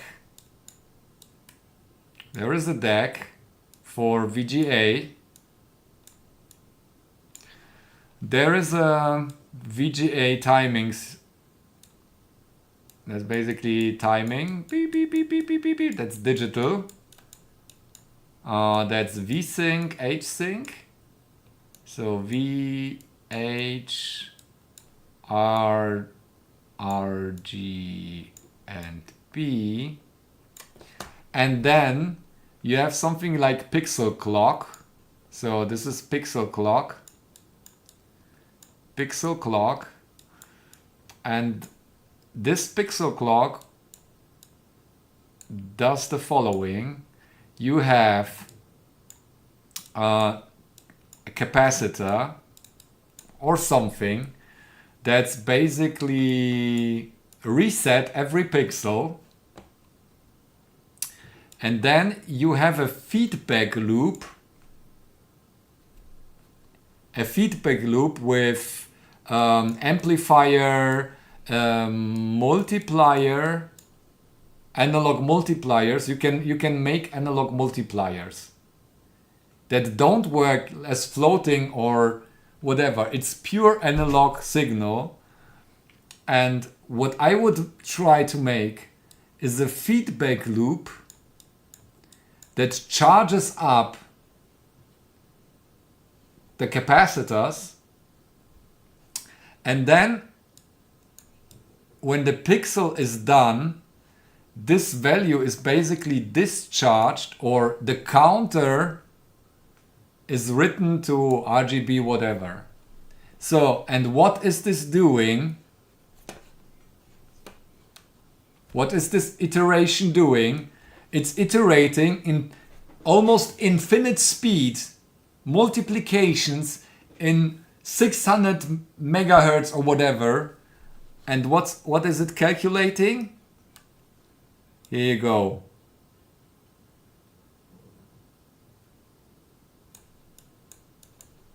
Mandelbrot or an alien. You, you can see that. Oh wait, let me scroll. Now I get your input. So how about we calculate a Mandelbrot set with infinite iterations, as many iterations as an analog, as many iterations or charging. Okay, we need to count somehow the iterations, but imagine something like that. We have analog multipliers, and we have like a Mandelbrot which basically iterates until a threshold is met. And this designed in analog. This is so ultra fast. We can have like infinite zoom on the Mandelbrot set or on Julia set. So what do you say? Calculate Mandelbrot. Wishful thinking. Is it Lucy? No, that looks like the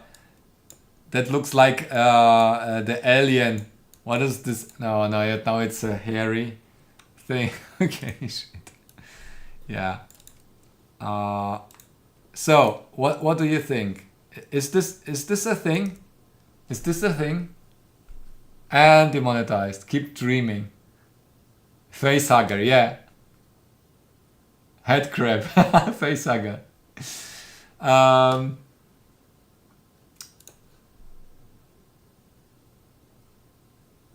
Think of something like that. Or that would be cool. Your limitation would be the noise floor. I recommend doing everything in differential mode. Oh, Sam. I want to poke your brain. You're the right person. You are the right person to collaborate with to make something like that happen. Display, no. Analog. Wait, watch. Chris found something. It has been done already.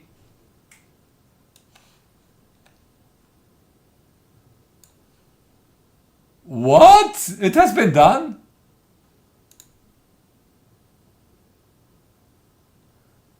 Oh, is this like projectors? Ah, yeah, okay. That's basically, yeah, okay. Yeah, you're right. That's safe similarity. But that's more like ifs. Yeah, but that's a cool project. I mean, we can make a hardware thing look like that. That's nice. Oh, that's cool. I like that one. Or he made an yeah, that are ifs. That are like infinite self. What is ifs? Infinite. What's the short for ifs? It's a special fractal type. Infinite self similarity, basically. Yeah.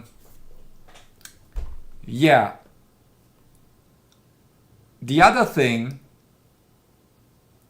make it to drive lasers. Poo poo. Yeah, a basic if would be something like that. This, and then you subdivide basically those segments, also like that,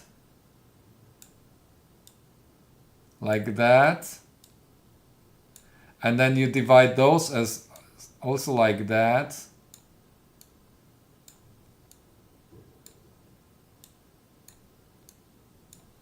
And so on and so on, and then you have a cauliflower.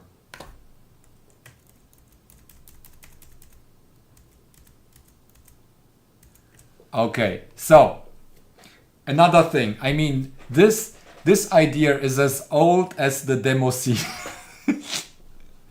I would say people. I don't know if people tried it.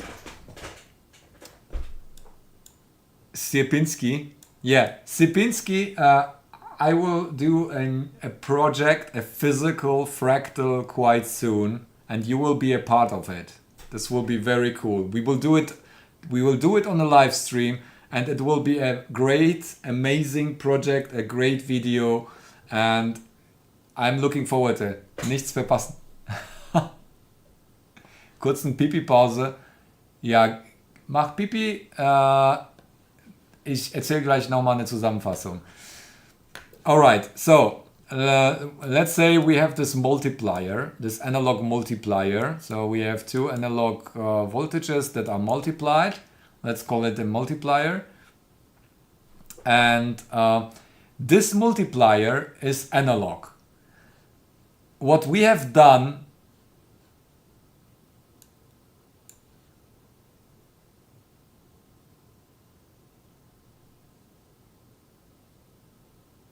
devices. Yeah, but here comes the point, Sam. Do you have to be precise? Maybe in fractals you have to be precise, because in fractals you have like the termination and then you display the iterations in some way, like in Mandelbrot. But let's talk about this thing. You have a multiplier, analog multiplier, gasket, 3D Sierpinski gasket. Okay, we have other operations. Almost all the operations can be done in analog, and they don't take time almost at all. I don't know what it's basically as fast as a capacitor charging or something. Like a really small capacitor. So this is way faster. Like this one analog multiplier is like magnitudes faster than a huge floating point unit. Probably, I mean, there are floating point units that use tables, but you can do instant multiplications. Instant. You can do instant square roots. You can do instant whatever squares. And now imagine that. This is very fast. You need, but it's not very precise. Yeah, they don't change instantly, but if you don't have like high impedance, then they are quite fast. And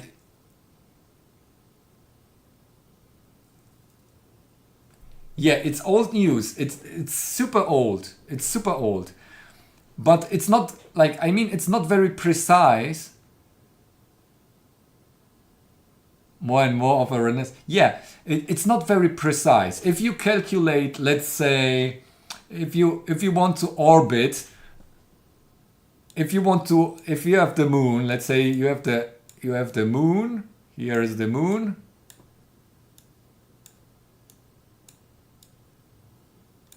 And you want to land Apollo 11 on the moon. And you have to calculate the orbit. Woo! So this is,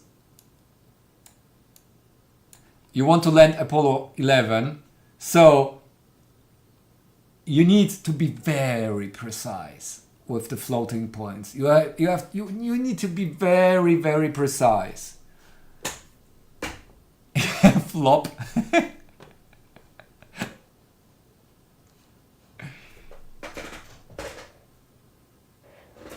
Now I tell you something where you don't need to be precise.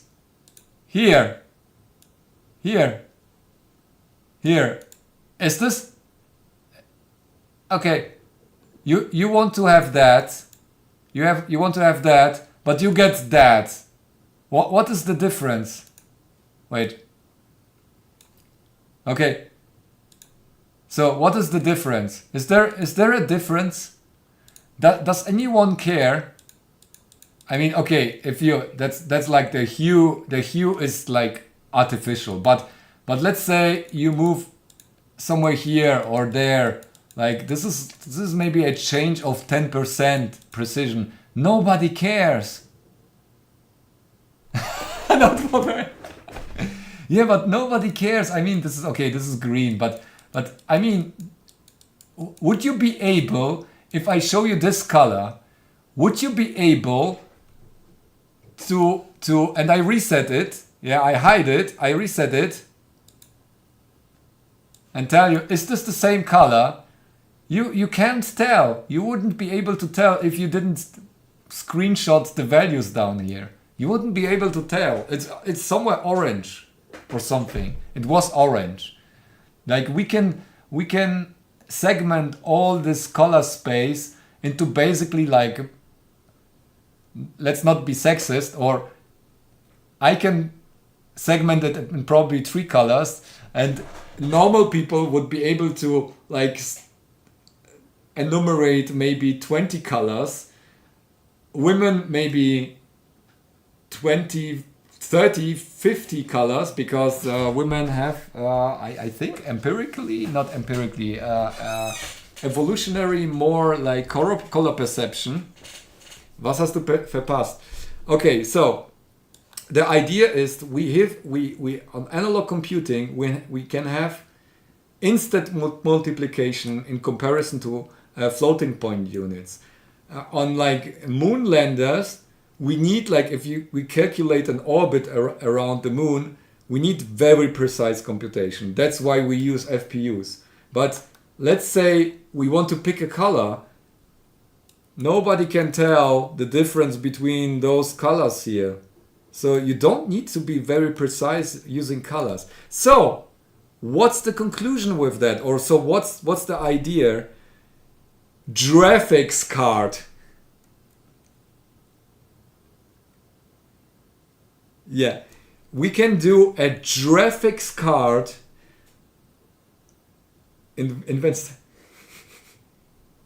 Use log scales. Yeah, maybe log scales. Yeah, especially color brightness is in logarithmic for human perception. That's really strange. So mixing colors, usually you would need like to do this in log space or whatever. So this is really strange. Like often blending is done wrong in graphics computation. So Giraffenkarte. I don't know what that is. Same with sound. Basically, does it matter? I mean, like, doesn't matter if like the amplitude doesn't really matter that much. It's more the frequency and so on. And the frequency, okay, if you have like a shift, everything is relative. If you have like a shift, which is like, or a scale or whatever, you still have like the same perception of the harmonics and everything. So, and colors as well, they're also relative. If you are in a very blue space, you perceive the colors different than there is like this example with the golden or blue golden or blue dress, and also like the shadow of the cone or whatever, which is basically the same color as where no shadow is. Yeah, gold or brown, yeah, that was that, gold or brown, or yeah. So and now analog computing would be perfect for graphics card.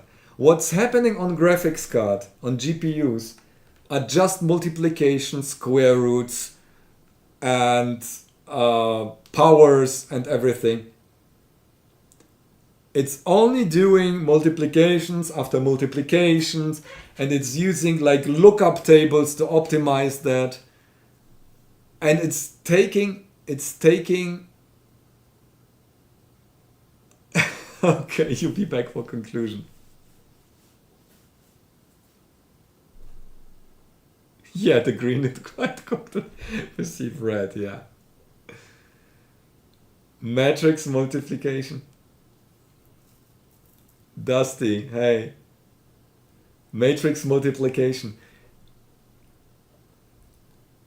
Yeah, so AI, like neurons, if you train, let's say you have an analog computer, and basically the thresholds, the biases, and everything inside that are some values, and they are trained like reinforced, or they are when there's training happening, they're just changed a little bit until it works. So you don't even need to know a precise value, as long as the input is processed and the output matches what we want. So this is how AI works. So it doesn't need to be very precise. Quantum computer. Superposition, yeah. Weights and biases, yeah. You try to get an FPAA. What is an FPAA? I need to check what's an FPAA. FPAA. Oh, yeah, okay. So, try and error. Yeah, now, imagine we can do a graphics card, because animated GIFs, a graphics card that's using analog multiplication. Nobody cares if it's precise or not, as long it's fast. If you have like, let's say, super fast frames that are a little bit jittery or whatever, that's like free anti-aliasing. So the shape at the end, if you have like 1000 frames that are slightly different compared to one frame that's precise, 1000 frames are better probably. So imagine having a graphics card made with analog computing on the silicon. How about that? And then if you have like multiplication, you just need square root, then you make a ray tracer. You can make a ray tracer. Instead of that, we replace this part. Yeah, here we go. Like that. You can load. You have like units. Let me grab that. Let's say you have spheres. You can have simultaneously like so many spheres. And each of these units let's say we can have 8 spheres, and everything is made from those 8 spheres. And each of that has analog, like square root. You need like sphere intersection is the simplest calculation in ray tracing, and you can basically abstract like from cut spheres. Okay, there is no infinity, but you can almost build anything from spheres, or you make triangles, a lot of triangles, and then you load basically the capacitors or whatever with the analog values, like this, the storages, feedback loops or whatever. And then everything is just combined. Yep, triangles, the polygons are like too complicated. Triangles are easier, or squares. Squares might be easier. And then you get the output here, and you have like super fast. Oh, really? Did it work? The analog AI chip. I mean, this is like what's going on right now. This is also on eFabless. You can check. It's all open source. Yeah.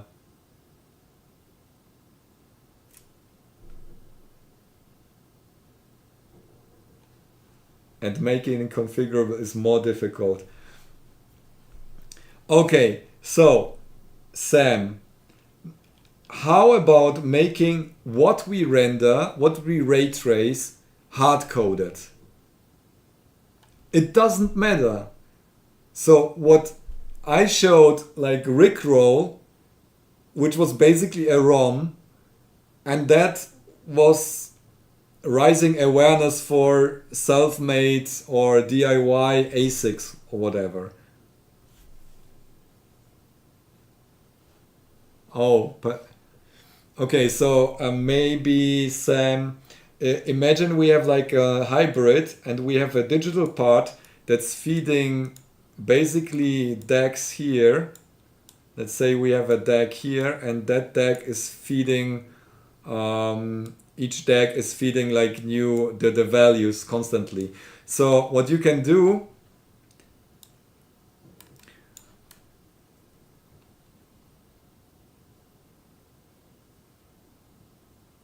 yeah, okay. So Sam, let's take a look at those units. Let's say these are triangle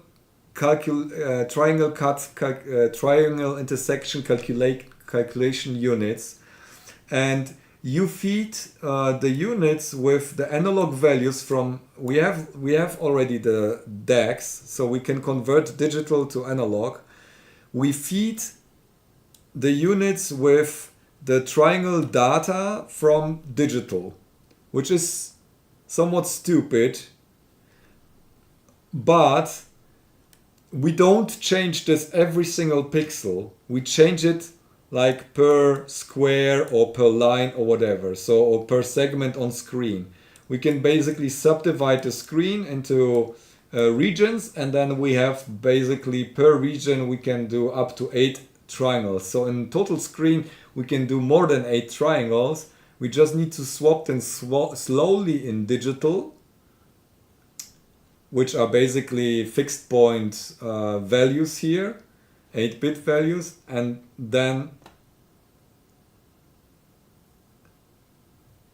memory. That's really hard, unfortunately, because like the Skywater PDK is doesn't have block RAM or anything right now. So we can't have like super dense stuff, but we can have like a DRAM interface.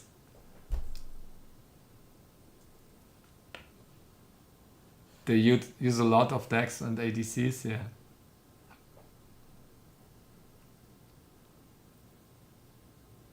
Magnetic core memory. Yeah, but that's a microscopic level, not a 130 nanometers.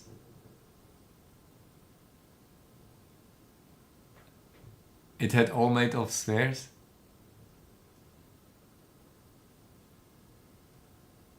Ecstatica.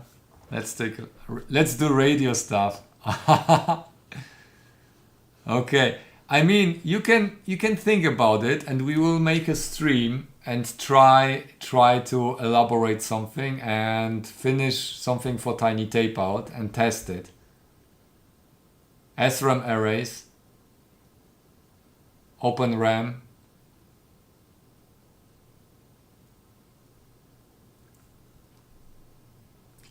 I don't know either.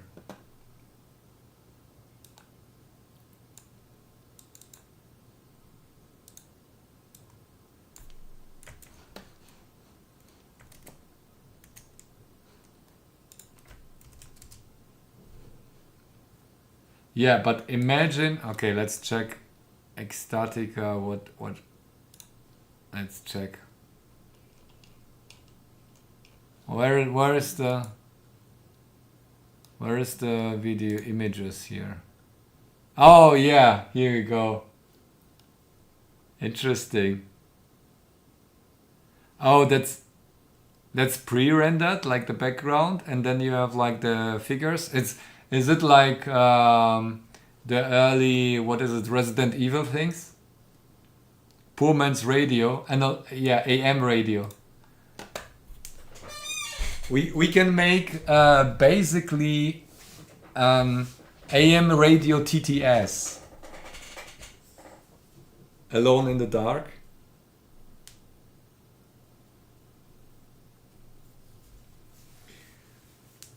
I would be interested in making. I mean, I'm really intrigued about some fractals that are rendered in analog, which is really crazy because even the fact that it's not precise and it might be like changing on the temperature of the chip, or if you can affect it maybe with a magnet, or you can affect it with induction.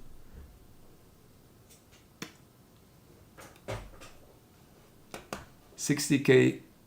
Oh yeah, that's K Krieger. K Krieger.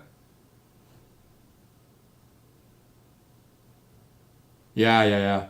I was there on the breakpoint where this was presented, and I withdrew my game that I was coding because it was way worse than K Krieger. Vectrex simulator. Yeah, Vectrex simulator is one thing. Okay, we can collect ideas. Okay, so Vectrex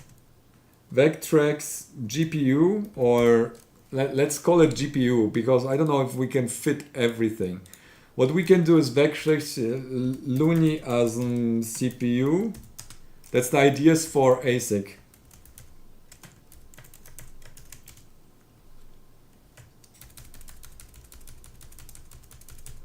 Hardware game engine.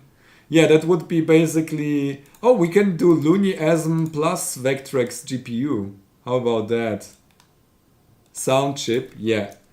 SID.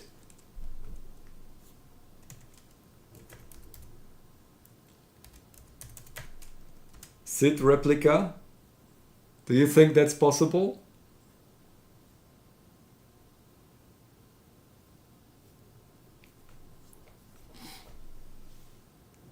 Luni's analog suck. Yeah, I mean, that's basically LuniAsm. I was already thinking, like, we have on Tiny Tape Out TT7, we have basically 8 in, 8 out, and 8 in out.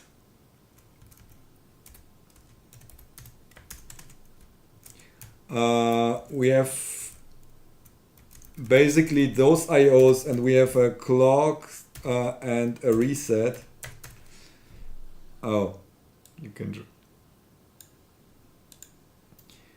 So the problem is with tiny tape out that for Luniasm it's 32 bits, and we can address a lot of memory, and the problem is we have only like 8 lines in, 8 lines out, and 8 lines that are in or output. So if we assign this, this would be basically data lines, and this will be, was it like that? Yeah.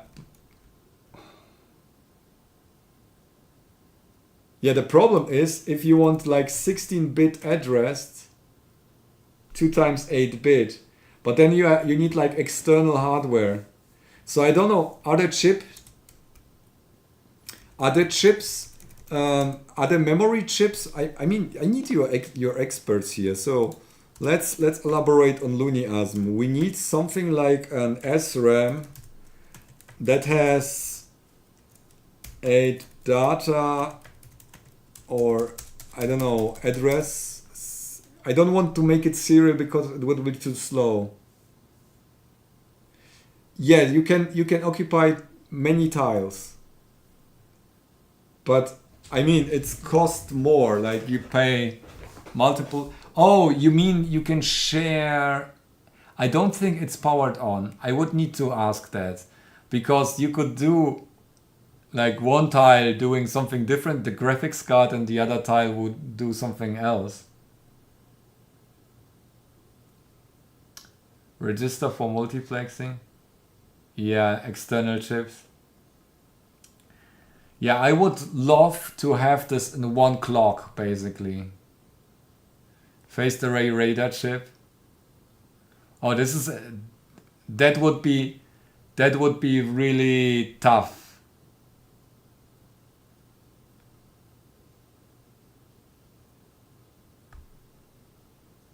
Sadly, I don't think there is communication between tiles. That would be really cool. Yeah, if you could. What I would love. Sam, do you know how is the project selected? What's happening there? So, just the data lines or the bus is basically cut off, and is the internal project still running, or is the project not powered on? How is that done? Do you know the details? Because what we could do is we could externally alternate the inputs and outputs, like the basically the project selection, and use 2 different projects for graphics card and externally there's just a buffer SRAM or something. And then this was one of my thoughts, doing like the CPU on one tile and the GPU on the other tile, so I can use basically dual channel RAM or something, or to output. Oh, yeah, that's too bad. So yeah, we can do this like different tiles, different stuff, to have like share pins in some way. Yeah, we would need some SRAM that has addressing.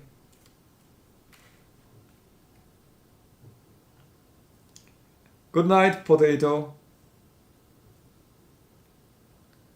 Oh, it's 10:30.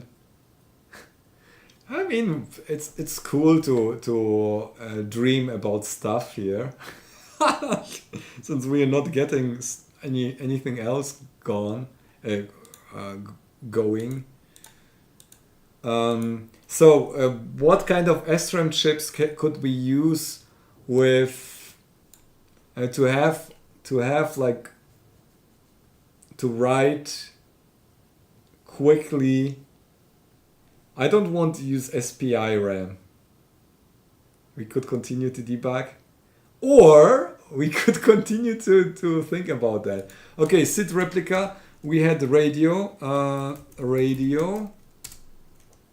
One kind of radio, I don't know, maybe AM tone generator, AM tone generator, or sound card, AM sound card. Oh wait, AM OPL. OPL radio AM OPL chip. No Wi-Fi, forget it. No, Lunicuda, open Gloonie. That's good, Max. Open Gloonie. Open Looney. Open GL Uni.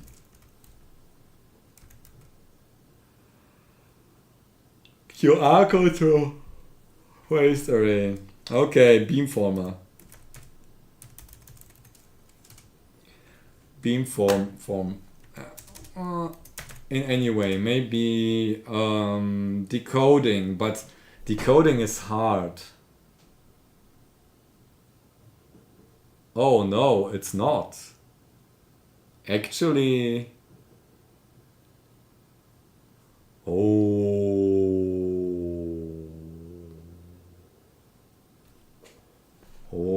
okay, educational time.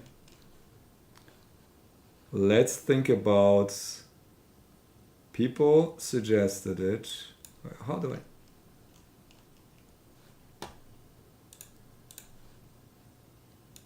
Oh no, I deleted it. Okay.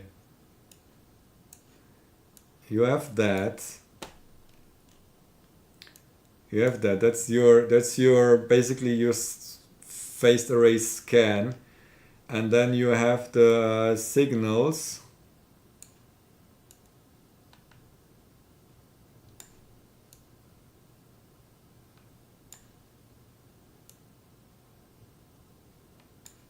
So this is how it looks like. Anyone who watched our series on that. So what? Oh no, this is bad. This is wrong. Wrong way around. Wait, that looks. Let me draw again. Okay, there is a lump. Here is a lump. I think it needs more. Here is a lump. Here is a lump. There is a lump. So what happens is we will see. So these are the signals here from the phased array. Tiny tape out system cat detector. This is Caspar. You watched my video on the phased array. This is what I want to build. This is basically like I want a real live ultrasound radar like in Aliens, the second movie. This is what I want to build, but that was always the intention. Also in that video that is from 22 or something, because that's how it was made there. And I mean, you can always use LiDAR if you want to. Yeah, and I want to make it like, it never worked in the movie. It was fake in the movie, of course. Even like the CRT, there is like a scene. I watched that movie recently again. There is one scene when you look at the screen, they used like the smallest CRT screen available back then, but it's still this deep because you need super high voltage for the color things. So basically, you look like from up down, and there is one scene where you can even see a little bit of that sticking out there. And when you see them from the side or whatever, they have just some fixed lit thing there. That's not actual Sinclair CRT. Are they color? I don't know. I try to get the smallest color CRT available, but it's so hard. They are so rare. You need to pay like hundreds of dollars for that. Yeah, I want to build that thing. Yeah, so however, these are the signals, and this is what we will see, because basically this is the ray. We have like, imagine this is the phased array, whatever, and this is like the travel time. This is longer, shorter. That's here. This is short. This is long. So yeah, they are not tiny. They're long. That's the issue. And there are like different techniques. Yeah, that's what I said. Black and white. I just use one of the like that ones, the back projected ones that I have already. I will probably use one of those. The back projected CRTs.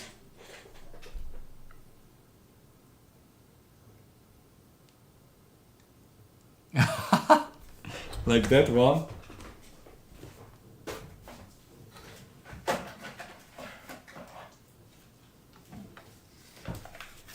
Like my CRT boy. If you didn't watch my series on that. Cosmos.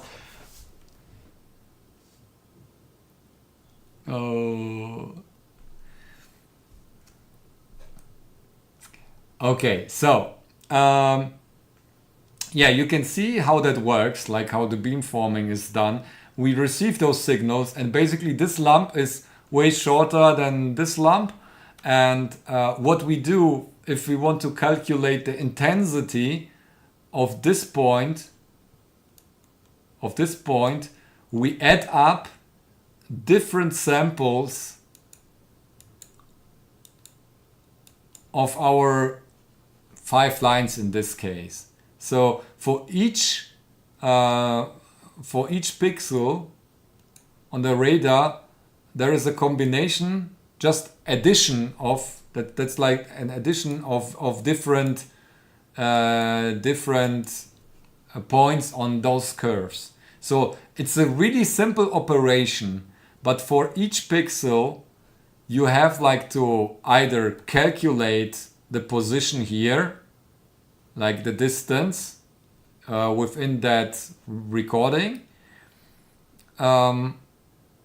or you have to have a lookup table for that.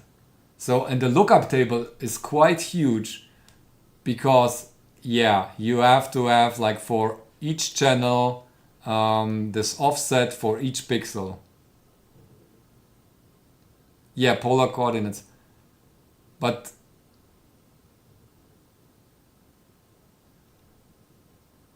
I mean, you can stay in this space. Does it work like that?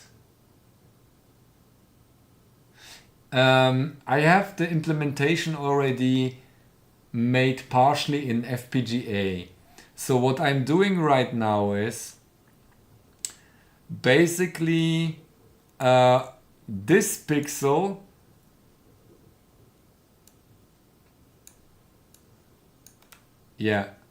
it is okay. Also brain scanner, we can do brain scanner.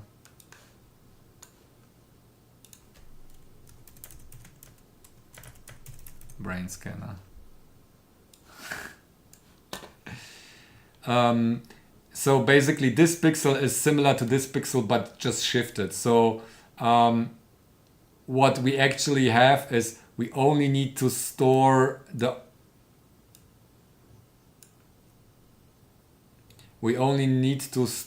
like one coordinate and then just shift it for each. That's just a linear shift from this position, but we need like a lookup table that's that big. Angle and distance. Yeah, but how does that help?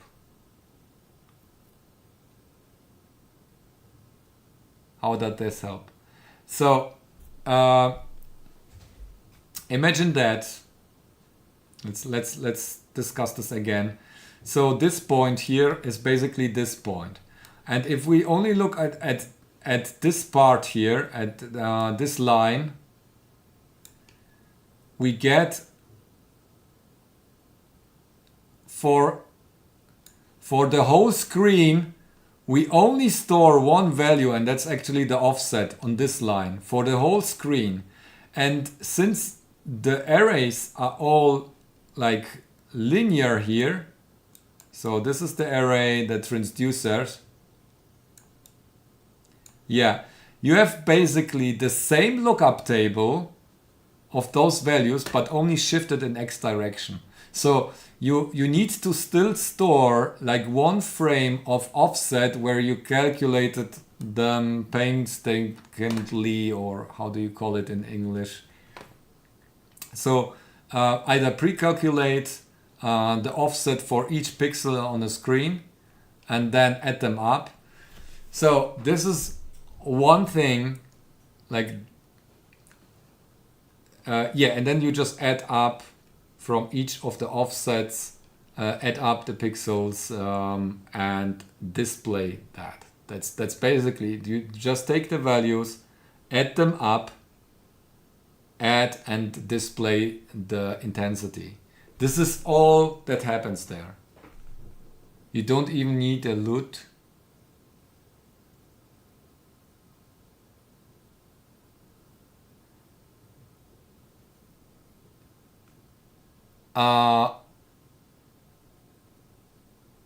But when do you do the scan conversion?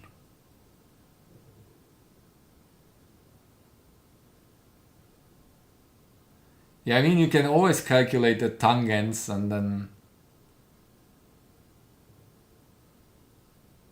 So what would be your approach? At some point you need to do like a scan conversion. We, on FPGA, since I was doing this already on the FPGA, we process everything pixel by pixel, and at each pixel you need to calculate, since the pixels are linear. Yeah, okay. Yeah, that's what we can determine. I mean, this is now the FPGA approach was like that. On analog, we could do something different. But imagine this stuff. You can do a delay line on ASIC analog. You can do a delay line. You can have something like that for each pixel, basically a separate like delay of that signal, which is really a really awkward way of thinking. Like if we use screen like that, we could also like display, let's say this thing, we could display it linearly here, and then use a magnet close to the screen to basically deflect the projection. Oh, you can see. Use a magnet to deflect the projection and skew it like that. That would work. It would basically change the intensity a little bit. So anyways, a lot of ideas there. So we have beamforming. What else? I'm still looking for the SRAM solution here. Radar scopes, yeah. How they rotate? How do they do that?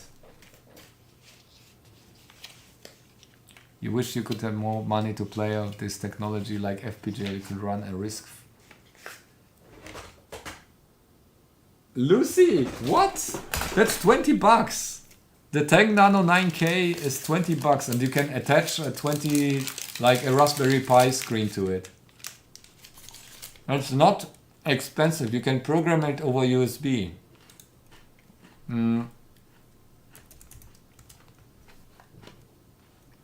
If you use the... Let me show that to you. FPGA is not expensive. I would pick the 20K, the 10 Nano 20K.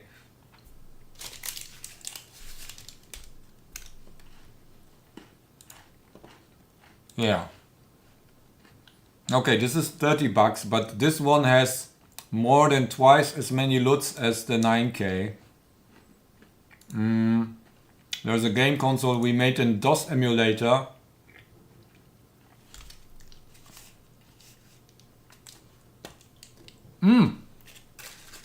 We ran MS-DOS emulator on that. With graphics card on HDMI. It's here. And that was on 10 Nano 9K. Here. This is our DOS emulator with the 10 Nano 9K, and this is 10 Nano 20K. That can totally run Linux core. I would just play around and try it. We can check if anyone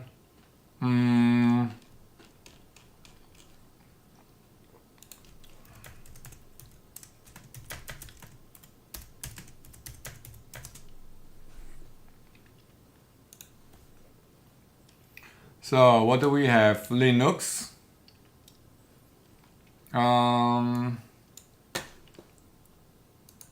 So there are no excuses anymore.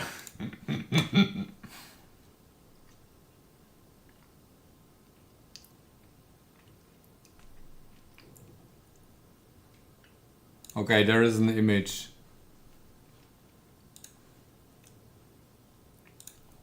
What else do we have? HDMI, RISC-V core, Sparrow, RV.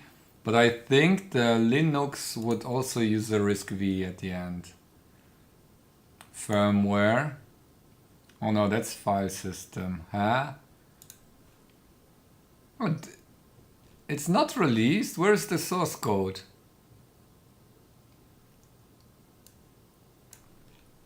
Where's the source code for that?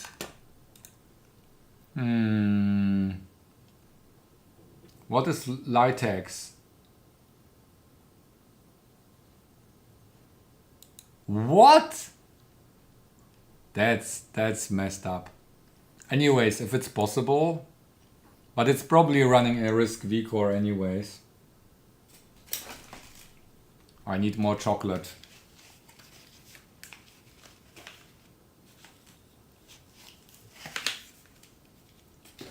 But why then things like the butter stick? What is the butter stick? Is this like another one?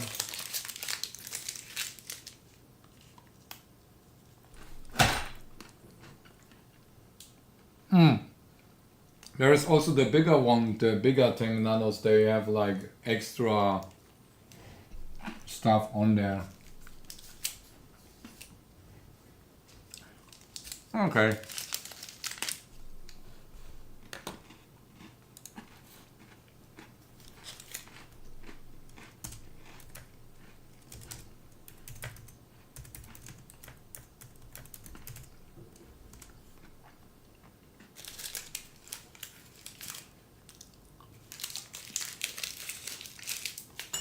But somehow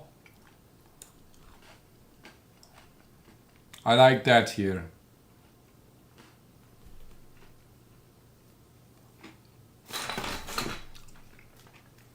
And then we attach it to something like the CRT or a oscilloscope.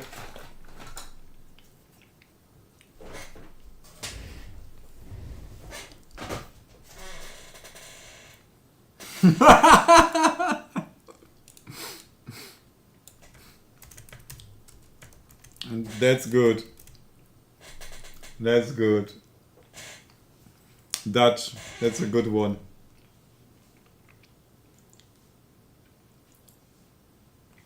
Yeah, that was cool.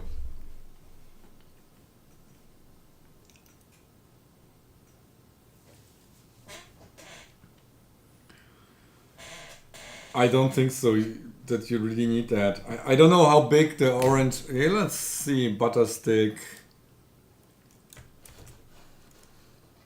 How big is that? How many LUTs does that have? I mean, that's.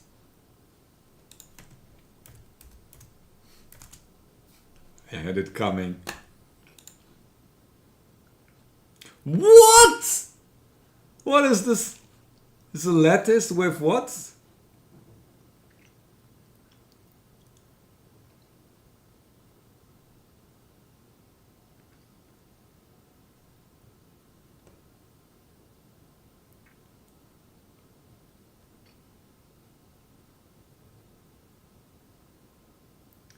Where are the...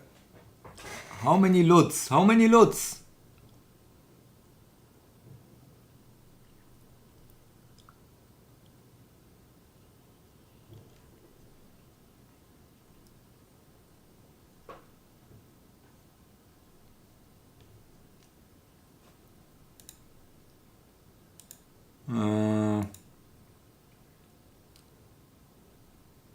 What's that one? Okay, here we go. Let's check that.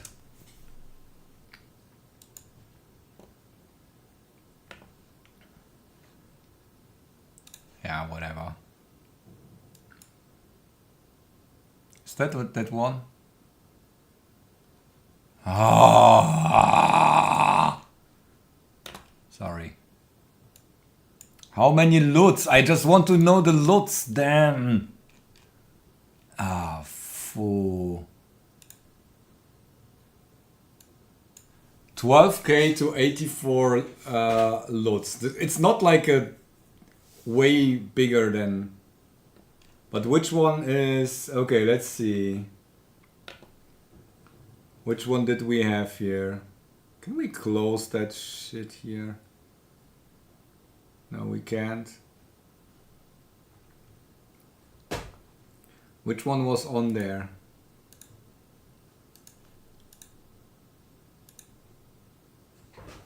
Which one was on there? 85F. Oh. Yeah. 85, yeah, it's 84K LUTs. Okay, it's 4 times bigger. Alright. I admit that's more than the 10 nano 20K. But if the 9K can run in 286 core with graphics card, then I guess 20K will be more than enough. At least to play around. It's not expensive, and you can use it with HDMI. You don't even need to use display or whatever.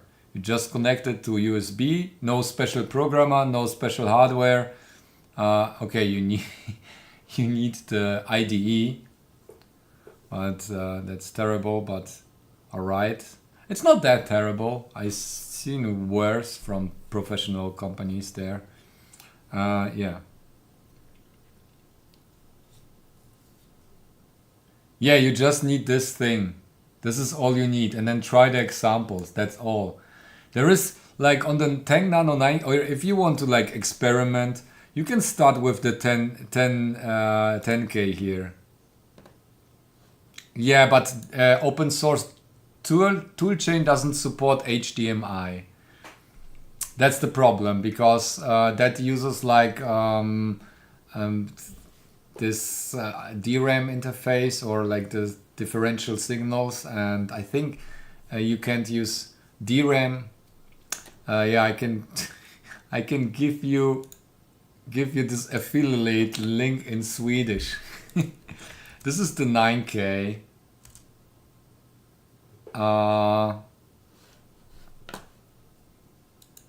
And there is also the 20K. I don't know why.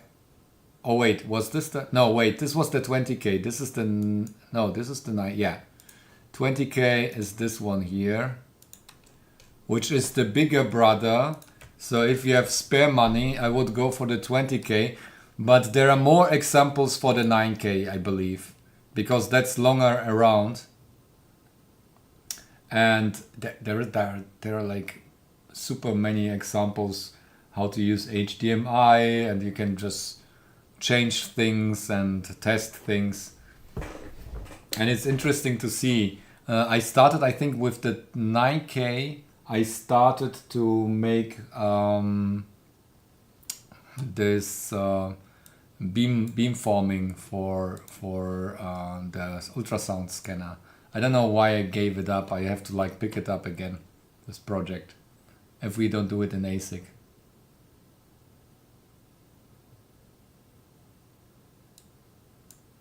Ah, okay. Yeah. $30 shipped. Is it shipped? I don't know. It might cost shipping costs extra, but $30 on that one.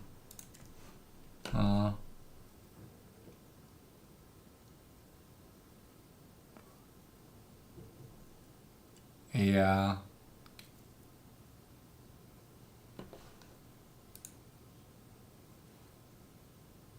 Oh yeah, so 20K is better. Yeah. I would need, I mean, on the 9K, I have to admit, the 9K had like the weak chip. The 20K is the second link, I believe, yeah. It's 28 euros.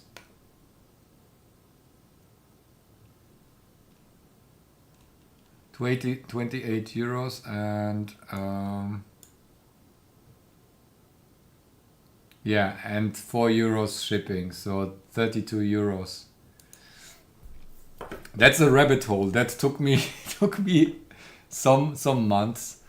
Yeah, the PS RAM, the 9K has the PS RAM, and the PS RAM, the support is a little bit janky. You need to use like the IP stuff with them. I tried to make it somehow work. There are examples that are working now, but it is slower than the SD-RAM, I believe. Yeah, has to be because it's serial. But it has a wider bus. It might be 8-line bus. Yeah, last one is for 20K. All right. Oh yeah. Now we talked for 3 hours about Kisiel.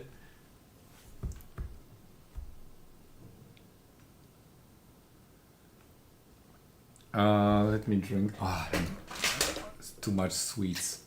Some water.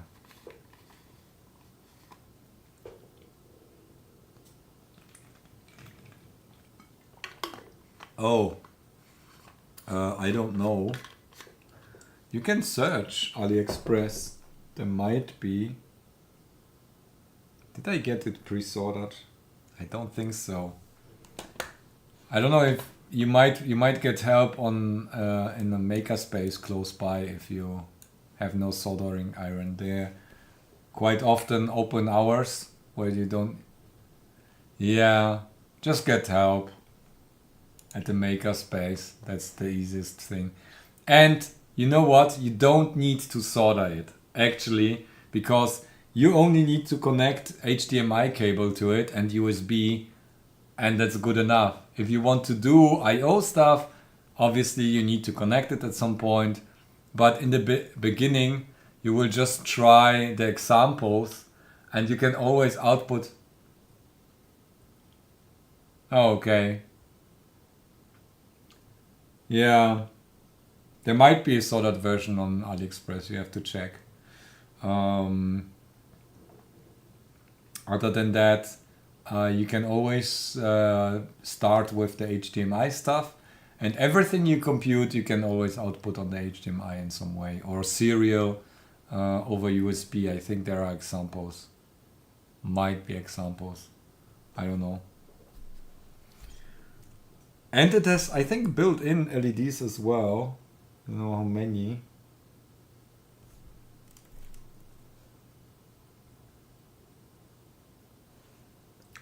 You can join, let me give you a link.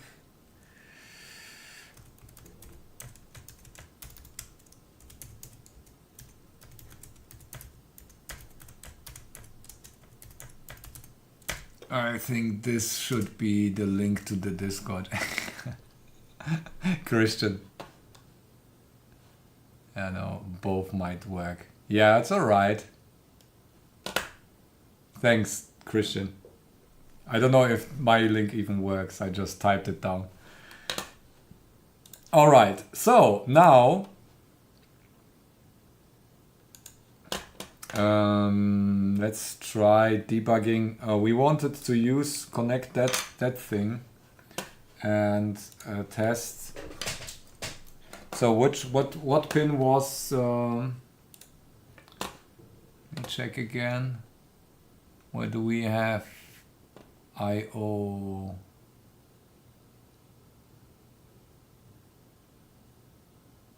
Where are the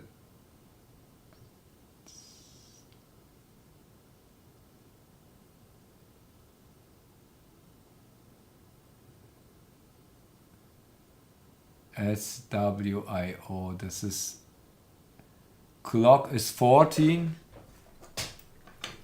14. No, didn't fix itself. 14 is the clock, so let's get the clock here. 14 is clock. Oh, now this is, I need female pin headers. I have some somewhere. Might be even here. I hope. Nope. Or here. Yeah. This is the right box.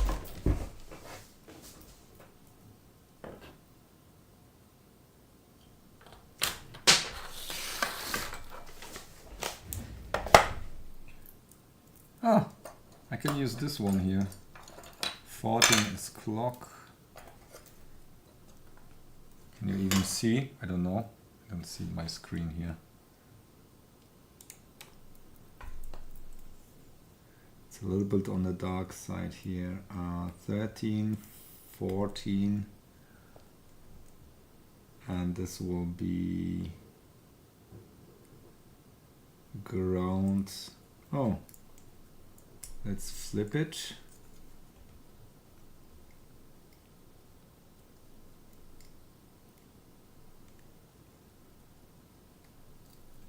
And this is ground and power, and now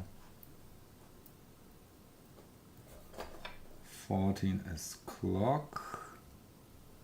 Yeah, that will work. I hope this is the right way around.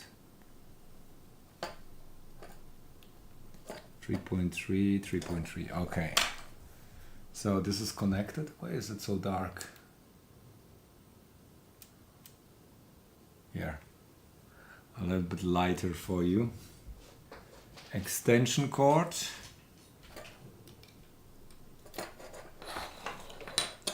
Let's upload it.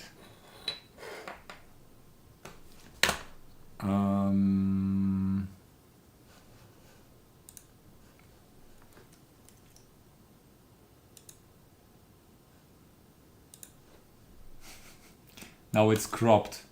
Can we reset?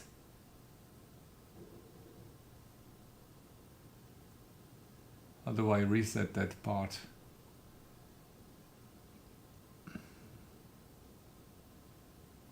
Shit. Stretch, fit to screen, stretch to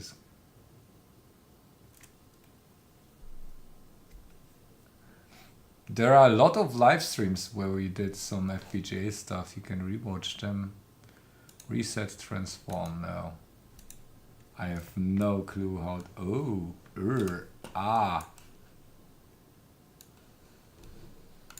Alright. Yeah, that's small. SDI and printf. Now let's recompile. Doppelt gemoppelt, yeah.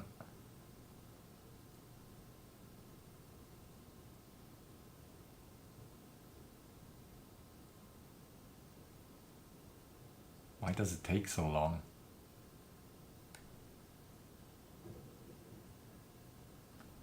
What did I make? What? What's happening? Why is it taking so long? Someone.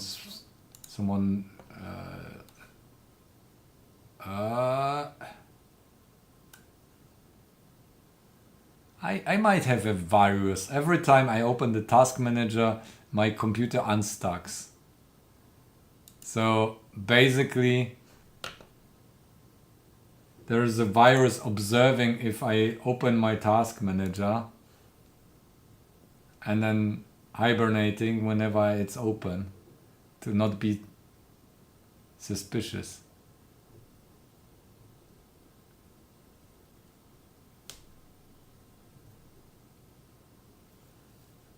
Oh yeah, Lushy Labs.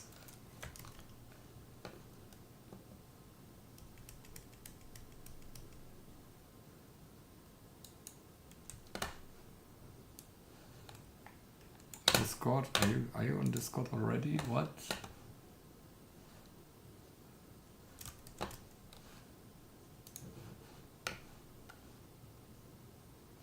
Yeah, that's basically that. That's for the 9 version.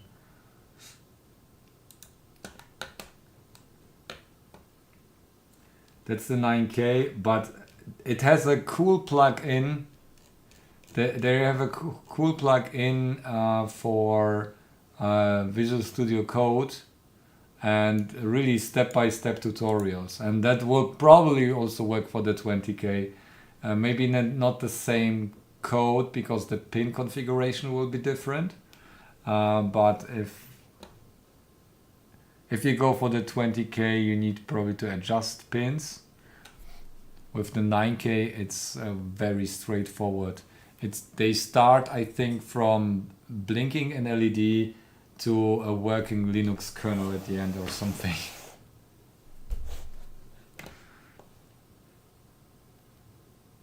I don't know why this takes. I just cancel it. I don't know what's happening here. Why is this taking so long? What's going on here?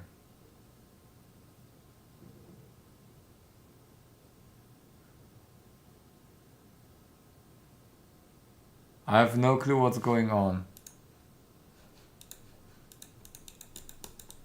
It says good night.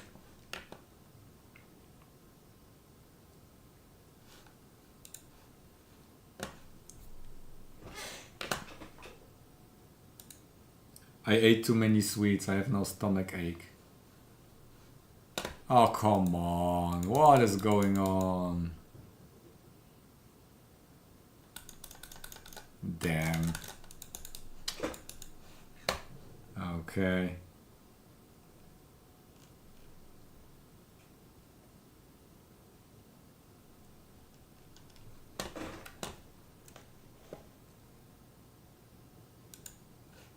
Oh, wait.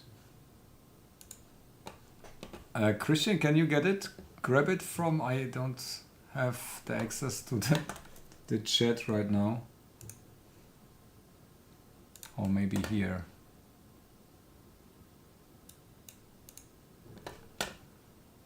Oh yeah, but it's a little bit more expensive. Here. Yeah. Here we go.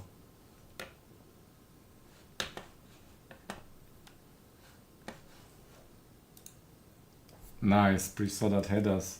Here you go. I don't know. It's broken. Where I close the task. It's completely broken. Everything is broken in my PC. I don't see it doing anything.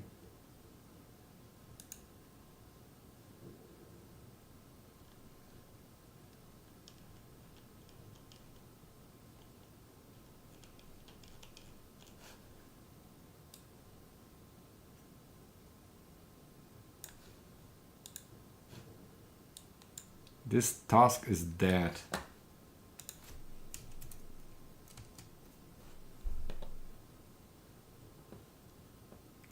Oh wow, that's cool. That's cool. Yeah, you go Lashy. The tutorials are really cool.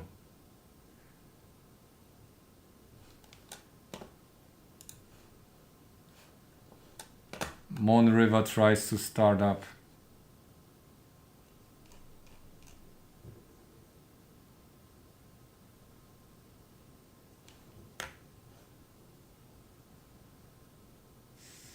Fucking...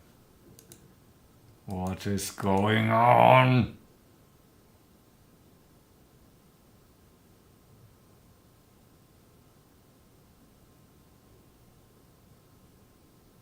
Why is taking system 9.68% of my Discord? Discord is also, yeah, okay, I have audio TTS going on. Antivirus Synology client. What the G-Cloud.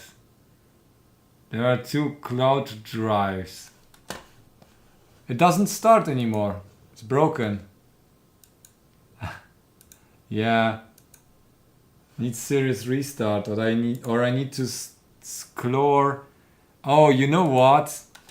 I have some Chinese websites open. Let's close them. They try to...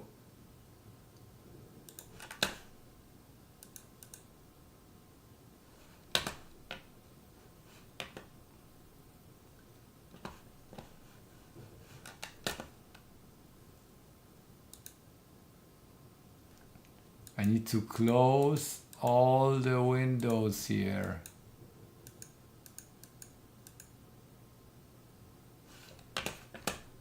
Okay.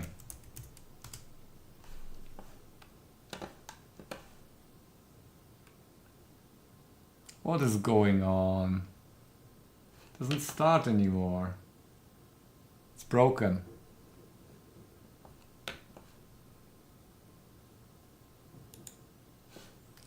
Let's close that. Let's close that.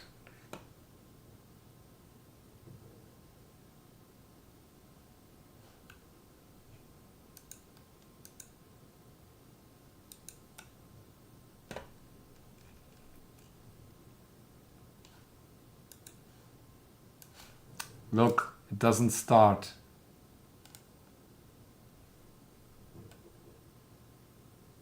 I don't know what's going on.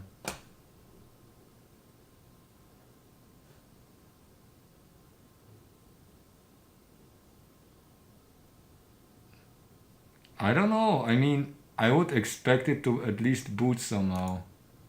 Like into... Yeah, I killed it already. Oh wait, maybe there is some task. There is some task displayed. Wait. Java.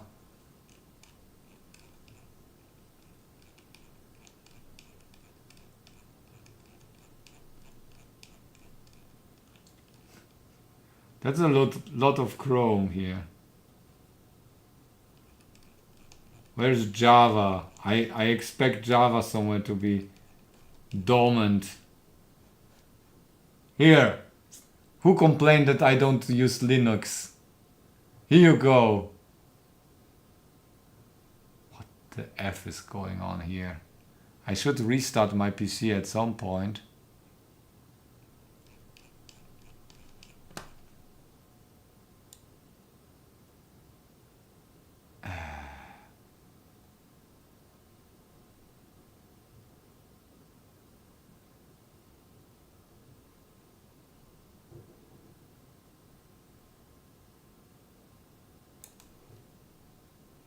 Why is the Docker running?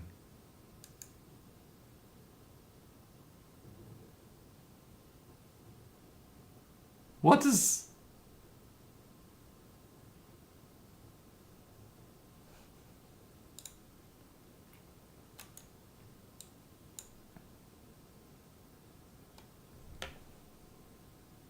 no, I don't restart PC.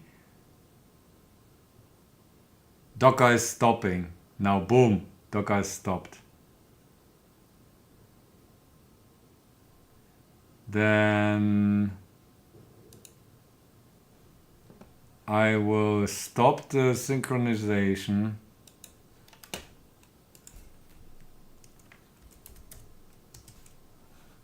Moon River. Nope.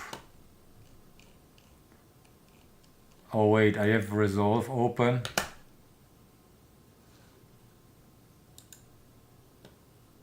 Yeah. Oh, why I have still Resolve running in the background.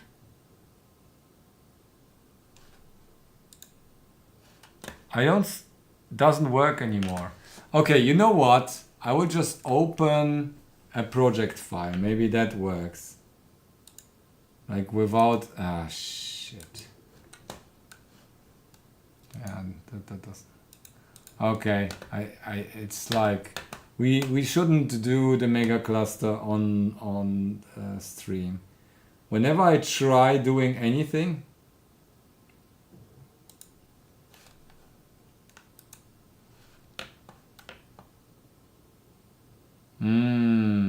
okay.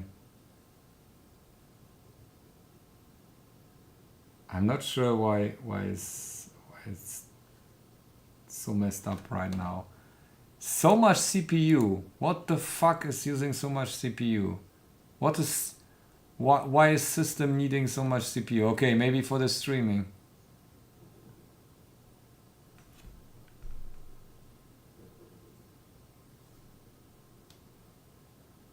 Sam? Yeah, I know, right. The problem is more like that I'm really struggling to make it work at all the time. And there is like this anti-malware executable running all the time.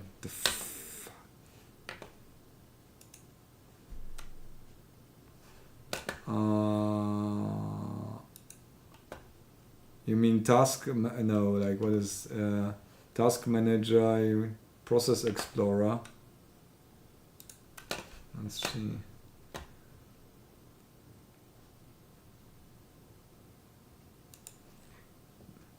Descargar explorador de procedos.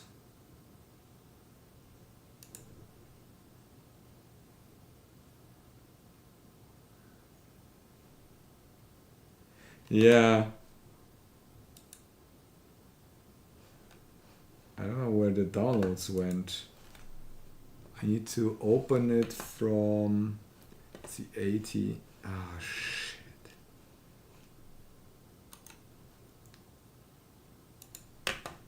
No worries. I need to open it in here. Because here, boom. Okay, Process Explorer. Which one do I take?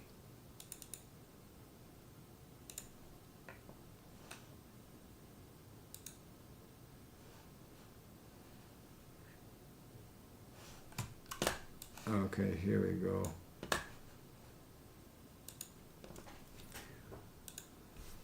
All right, what the F is going on here? What are this is like, I mean, isn't that useless to see just the hosts always? Why though? NVIDIA helper. When I see this shit, I'm already like, why do I need an NVIDIA helper? Okay. Let's sort system idle pros registry.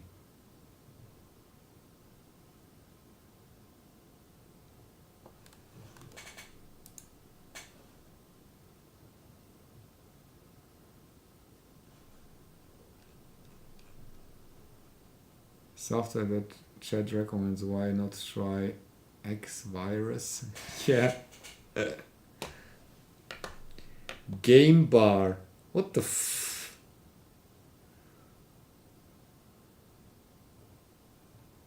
Suspended. Less.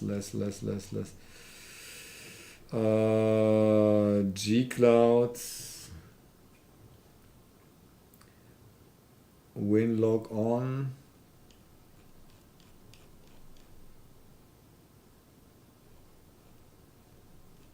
What's that? What?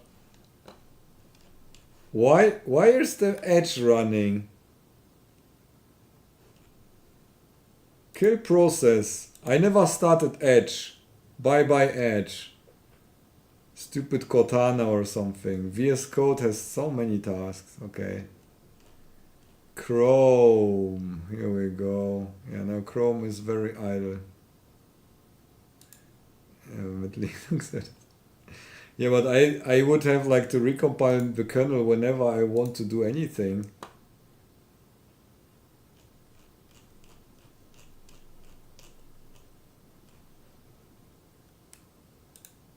Yeah, is it?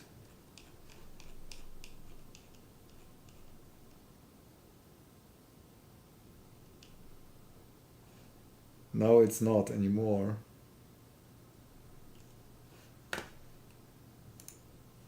Okay. Yeah, then I killed them. Okay, you know what? It's a good start to, it's a good point to give up for today.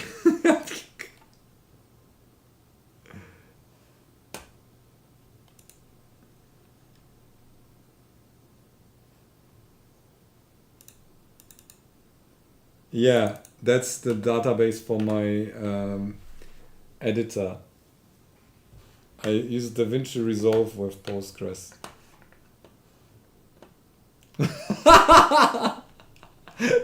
Idle process. Yeah, what is this idle process? You know what? Whenever I write a virus, I will call it system idle process. And then make that be renamed to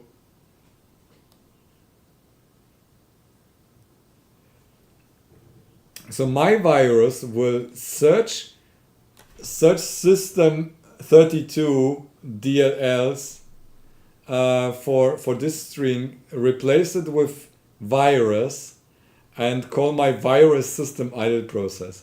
So basically, what you will see here is virus, what like the actual process that will.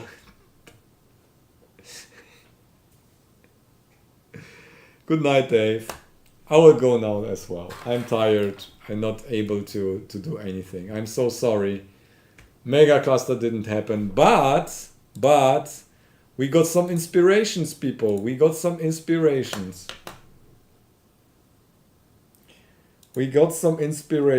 Oh, what we can...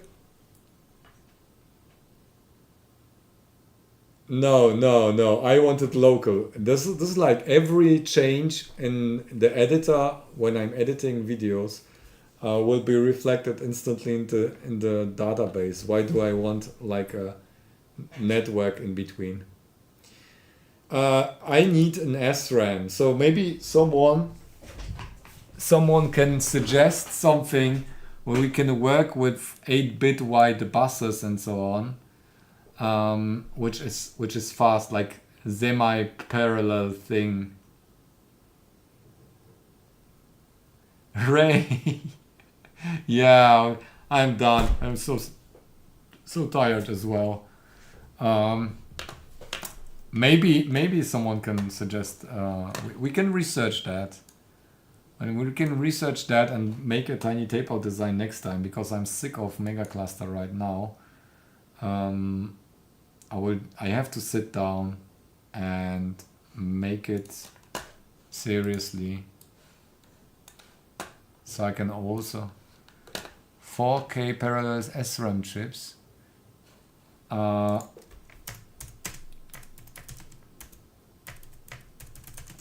I know that I bought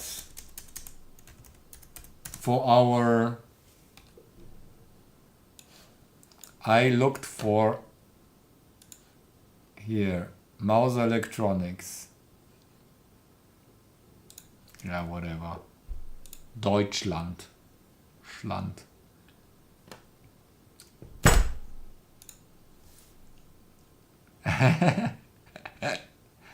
That's a good one.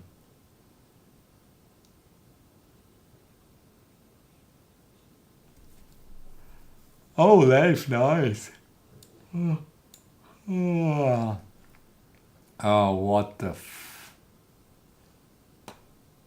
memory ICs. Let's DRAM. I don't want DRAM because DRAM needs to be refreshed. I want some SRAM here. Let's pick SRAM.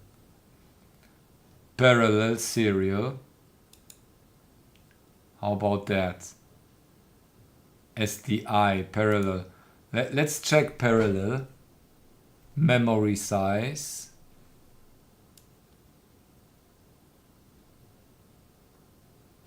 Uh, 1.8 volts. 1.8 volts. No, min max. Min should be less than 1.8 because we have 1.2 or something, but this is not very important. SMD BGA bulk tape blah.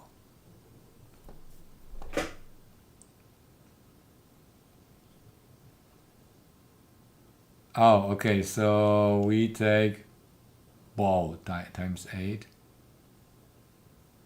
How big of a memory? I know 500k is good enough for everyone.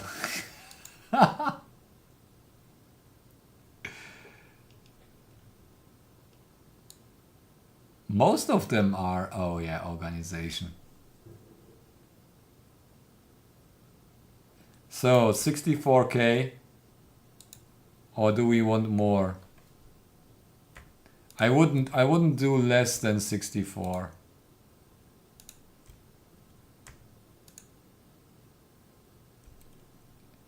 Let's try. Oops.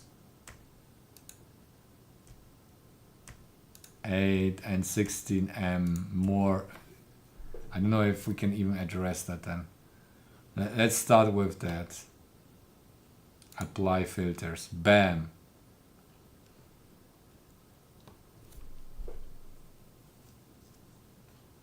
Let's take a look. 5? No, okay. Sort. Cheapest first. $1. That's nice. 120k. 28k. Yeah, it's thousands. Can you buy a single one? What the fuck? Okay, here.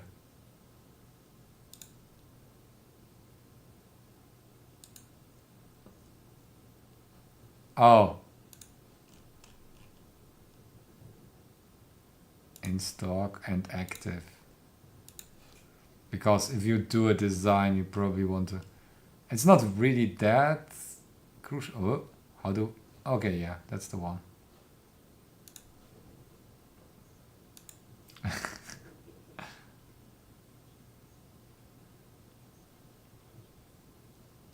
No, that's the one that we already... Okay, so... Column decoder. Row decoder.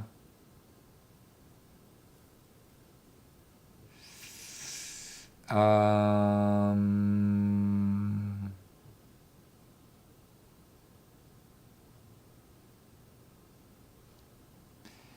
8 bits in, but we have 16 address lines.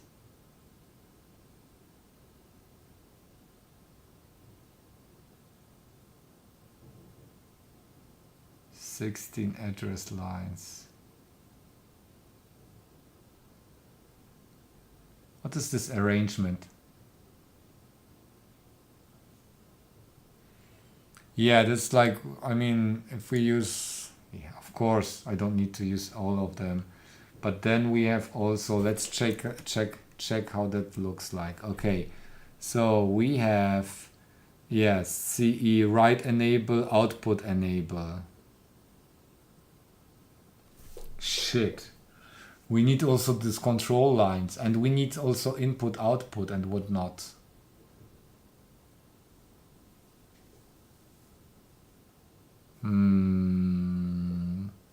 That's too many IOs.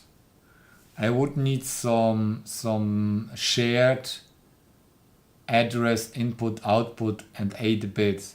Like 8 bits, which is using the IO pins, and then we have some controls outside of that. That would be the easiest way. This one is quite hard because we would need to address already so many lines here, and you can.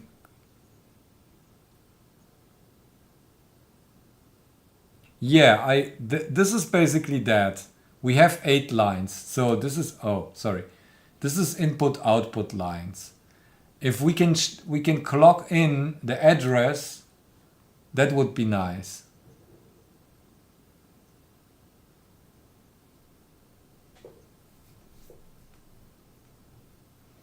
Use a latch with some glue logic for address bus. Yeah. That's actually what we might need to do, like a buffer. But if the buffer can be built in, that would be nice. So we have like one clock,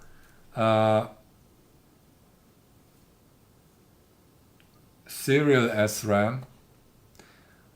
But how much serial? I want like 8 bits at a time. All right.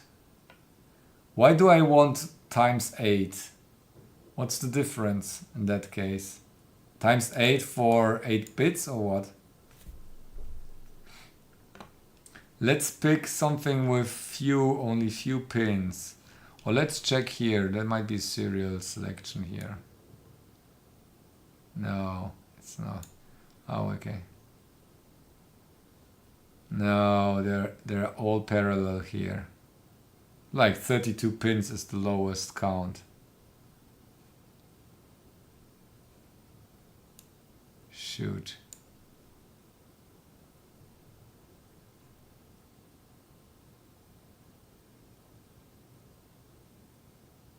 Yeah, there will be.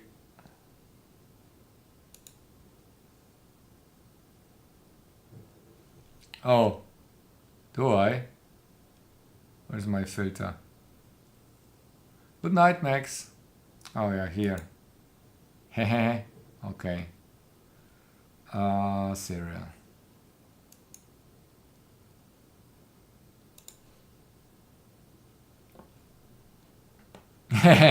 This is too few pins. Oh no. Is this all? What the?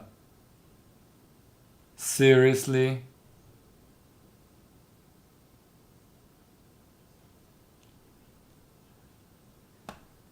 Okay, then we use SQI.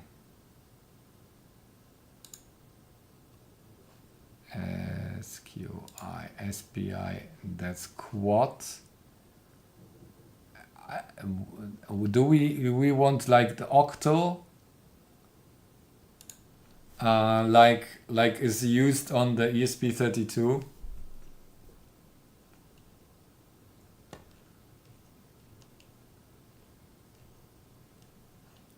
Yeah, I mean,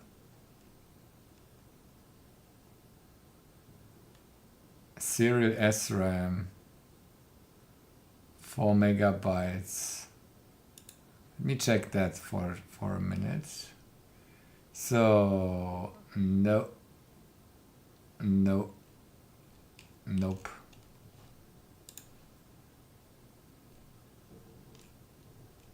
Yeah, there's nothing with many pins. They're all the same.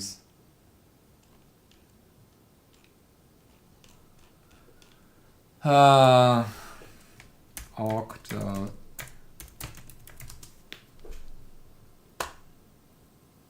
Octal RAM, Hyper RAM.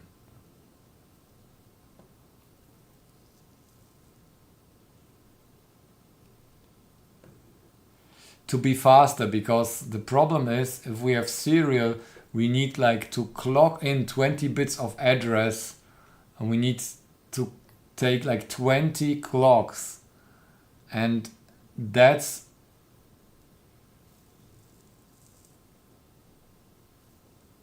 I mean, we can have like buffers. If you consider that, let me paint it. I didn't want really all the... I didn't want many chips outside to be convincing that the ASIC is doing everything. So this is our ASIC. But now we need like something like that. Something like that. And it's basically...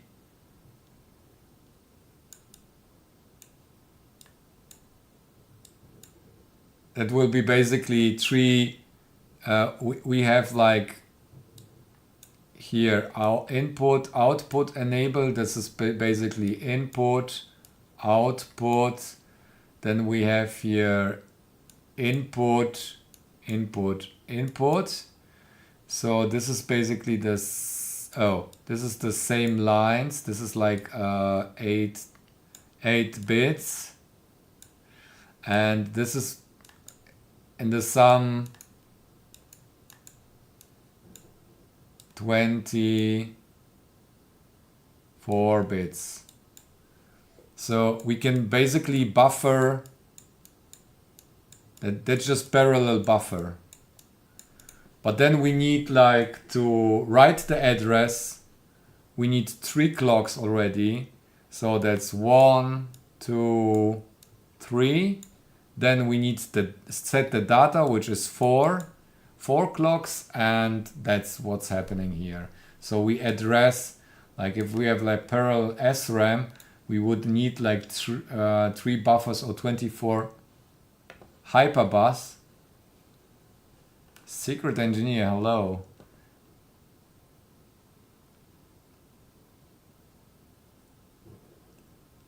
Use serial outside, you could use a shift register inside.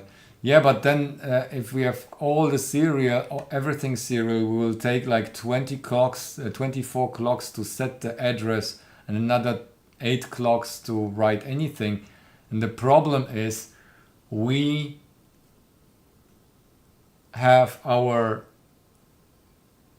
Luniasm is based on 32 bits. So we need to do it like change the lowest address even more and write again and again. Ah, hyperbus. Okay. Let's check hyperbus then. Is this on Mauser as well, hyperbus?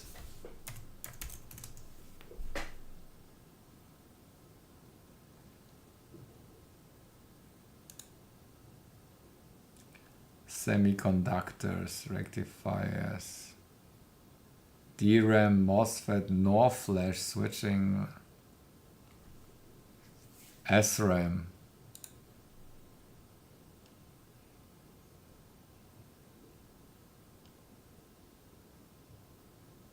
HyperRAM, HyperRAM, HyperRAM, HyperRAM, HyperRAM.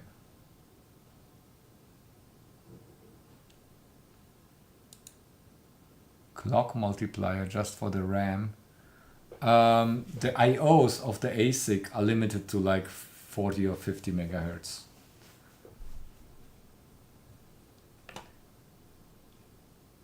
(400 megabytes per second). Nice.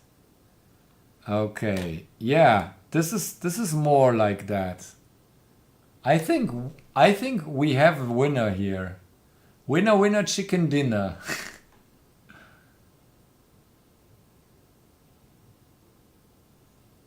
Oh, what? Of hyper?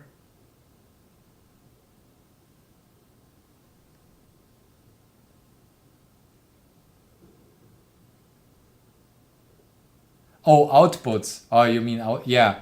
What was? Oh, wait. Let's check the specs. But I mean, I don't want like to. If we have like to divide. TT7. That's not the.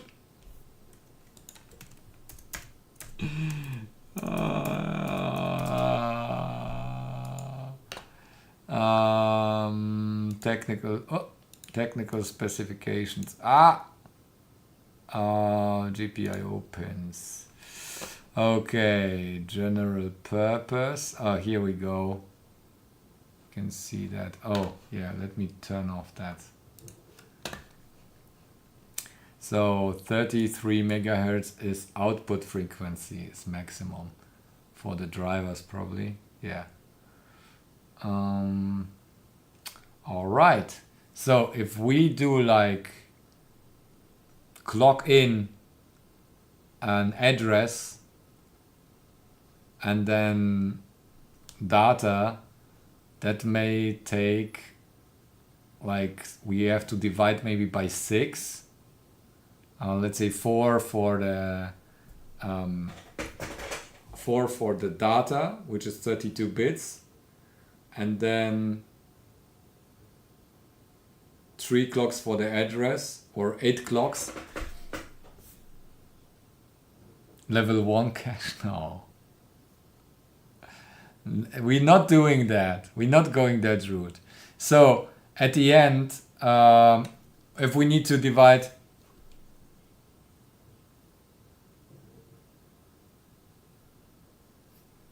see if the datasheet have a package to send and receive data. Yeah, so we need four clocks to process the data, potentially 4 clocks for the address as well, depending on how the hyperram works. Maybe only three more clocks, but in total it will be 8 clocks. And if you divide 32 by 8, you're at 4 megahertz memory bandwidth. So our processor, the processor will be only as fast since it works on the stack. It doesn't have internal registers. It works on stack. Either we have sophisticated buffering for the last 4 stack values. That might be something. Oh, that's smart.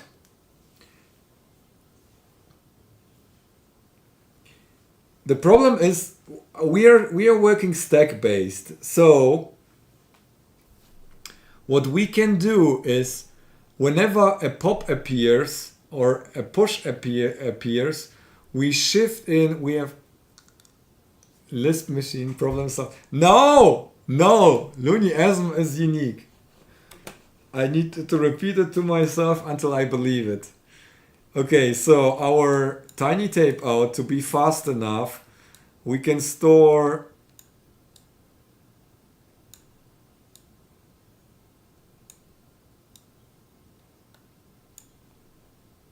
that's the stack, and then we have the memory. The problem is we have something like pops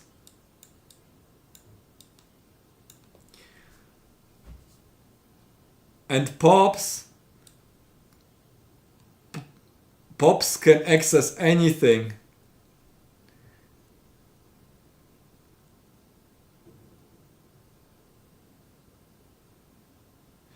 Okay, I tell you what I am able to do. I was able for Tiny Tape Out 2, I was able to fit 30 bytes.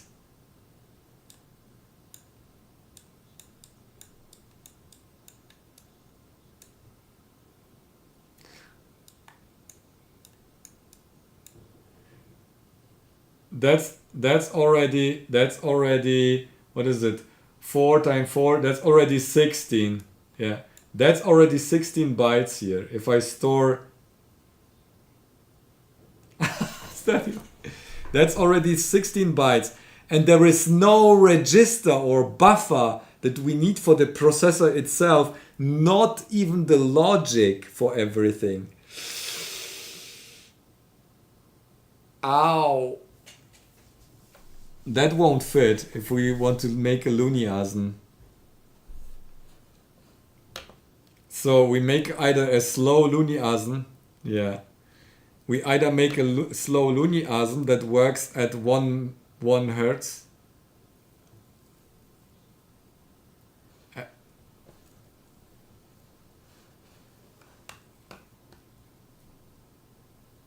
Stinking, yeah.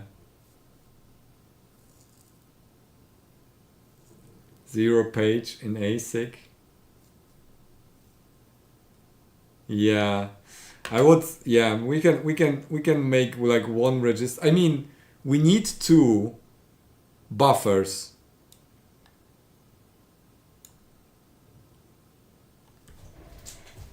Yeah, that's an 8-bit processor maybe. You can have 30 registers then. Kaspar, you tell me.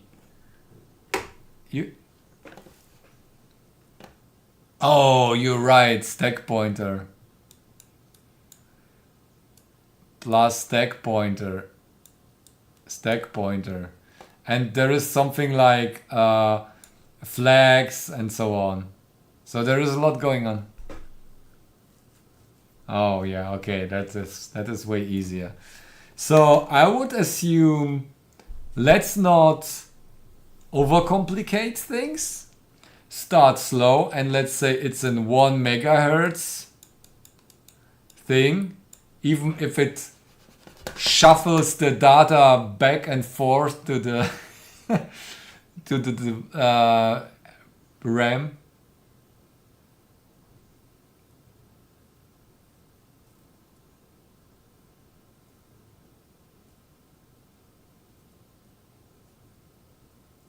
$64, yeah, that's not fitting.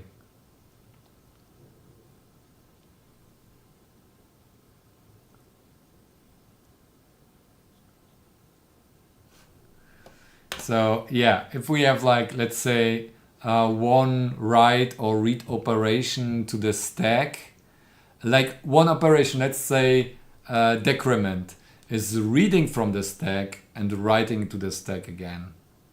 Or if we have like only the top stack here buffered, that might work. I mean, you do a decrement, subtract will need like another thing. So we have operations that need up to 3 registers. Maybe we can hold those and process, you know, with the ALU and whatever happens there, and then store it back. So sometimes you need like 3 read operations and 1 write operation. So this is the minimum that we can achieve, like 1 megahertz, and it might be faster.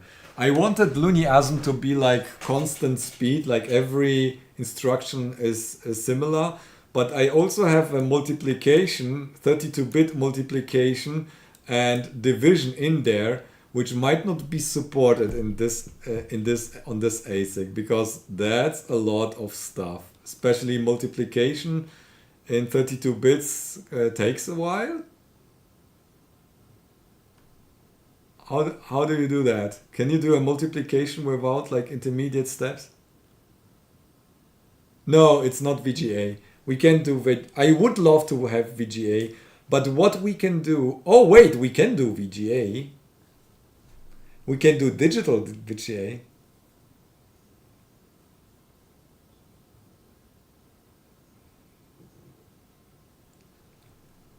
Last thought.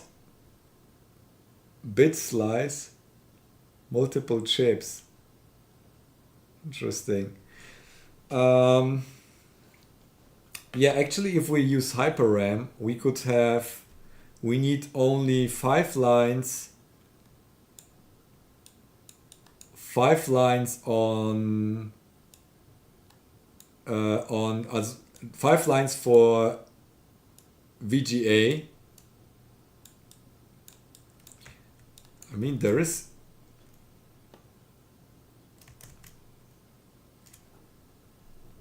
Yeah, you're right. But VGA I mean, the processor, or we do a simple second tile with, we use the same ASIC as a graphics card and the same ASIC as the, so CPU and GPU, but different projects, and then you have like some processing stuff on for VGA. But we could fit, if we have like hyper RAM. Let's think about it.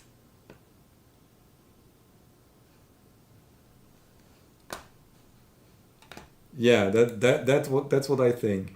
But we don't have like a dual channel hyper RAM, so that's hard. Yeah, but what we can do, let's assume we have, okay, let's clear that. Let's assume we have we have like hyper RAM, that's 8 bits. That's hyper RAM.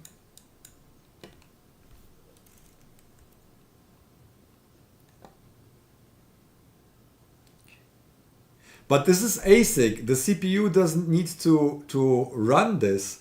This is basically like the VGA part.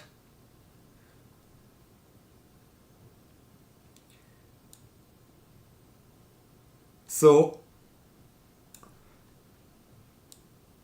good night. So this is GPU, this is CPU, and what we need is basically a scheduler that would basically do that. But VGA needs to be fast. Damn. And this is basically the 5 lines of VGA.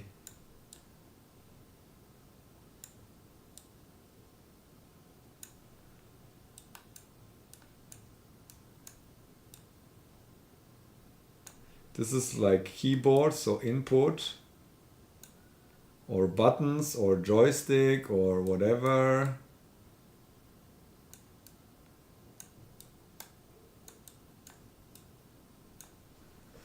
That's I/O. I/O, that's RAM.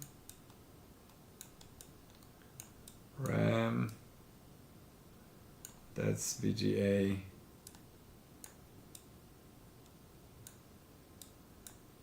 Oh shit, yeah, and then we have a sound card here. Oh yeah, we wanted to sit.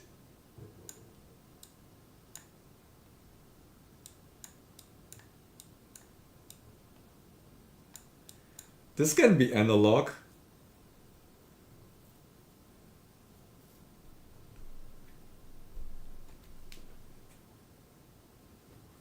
I like that. I like that. I like that. Picasso. Nice.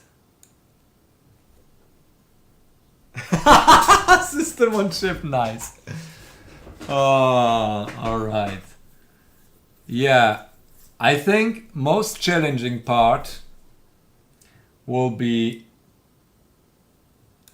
this is the South Bridge.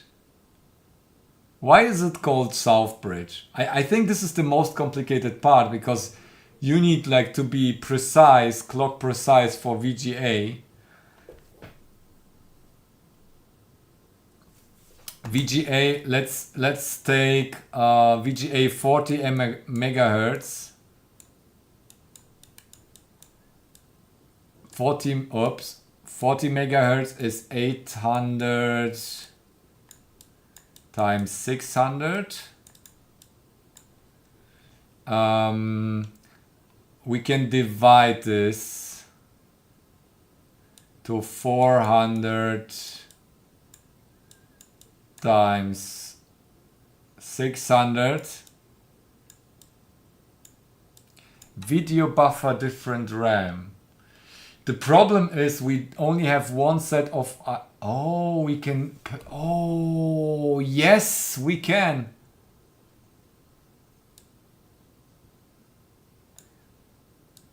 We can use the same I/O pins because we have one line that activates it. So we use the same pins. Oh no, but the pins are shared, so it's basically the same as multiplexing here or whatever. So that's not a good idea. We would still need to lock the lines for doing it. There is no way we can do it properly. If there was like dual channel, that would be nice. So we could like use an extra ASIC for doing that. Anyways, we can do 20 megahertz. That's a lot for this chip.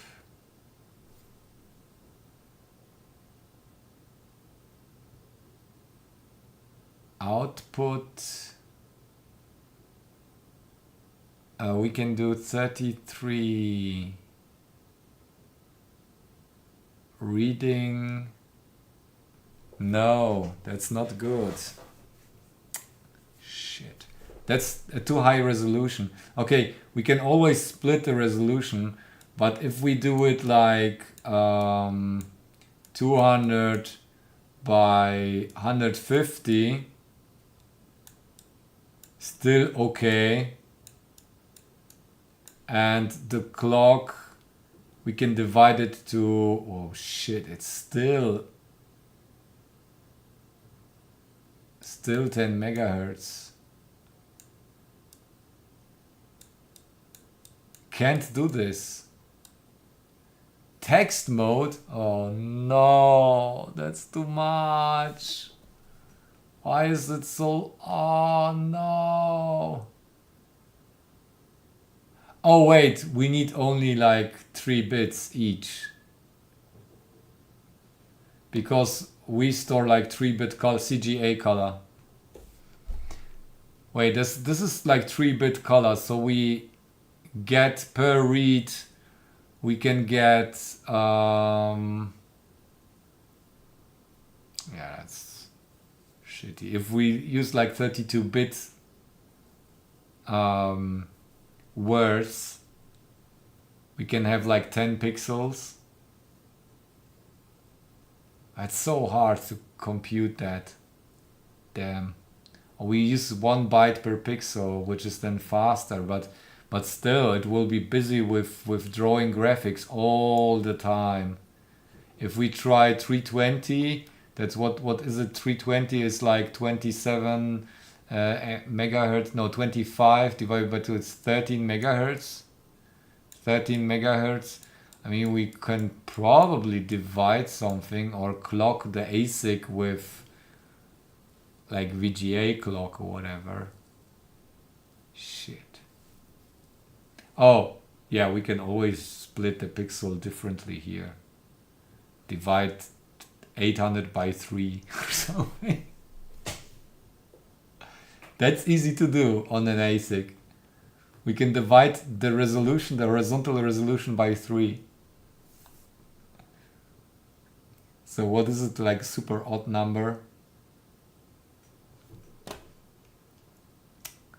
Strange resolution. And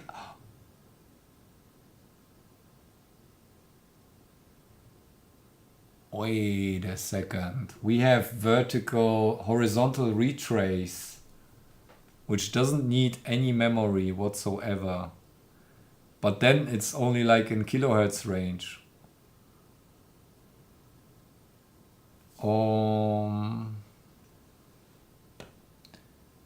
What is the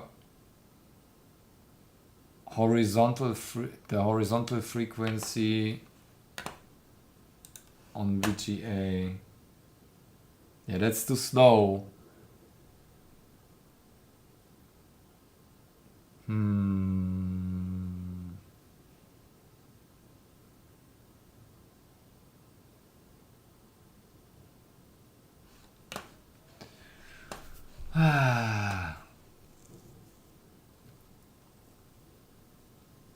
Text mode. Text mode is hard. It it took me a lot to put a lot of ROM in there. Like I have only a character set. Yeah, that's slow. We need like 30 times that to get 1 megahertz of clock speed for the CPU.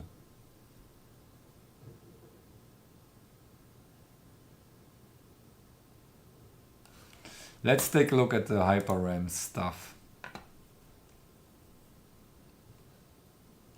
Wait, Mauser. So, chip select, clock. What is this? Control logic decoders. Reset.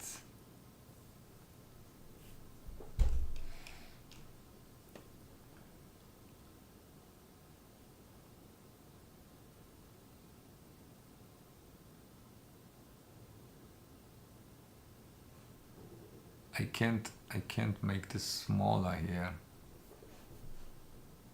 because this is a trashy viewer. Okay, here, that helps hopefully. So edge aligned command address.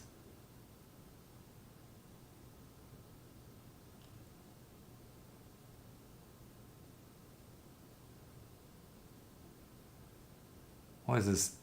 48 bits? What's a command address? How does that work? Word group linear burst.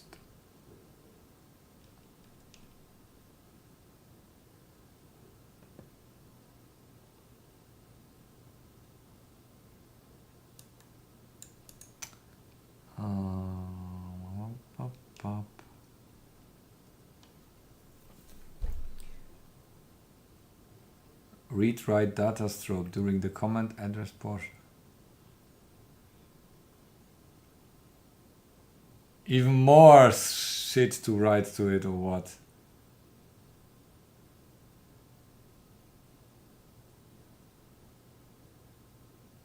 Internal pull up.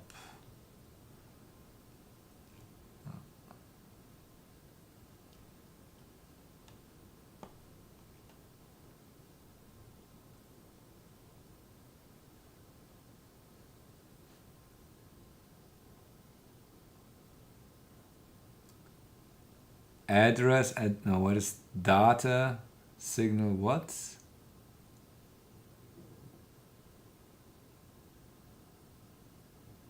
DQ signal.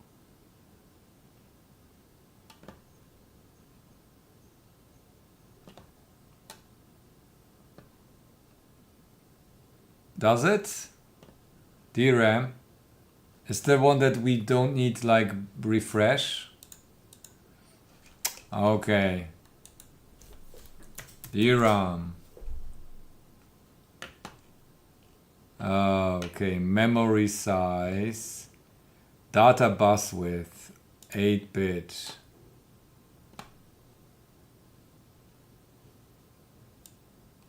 In stock apply filters. Bam. Here we go.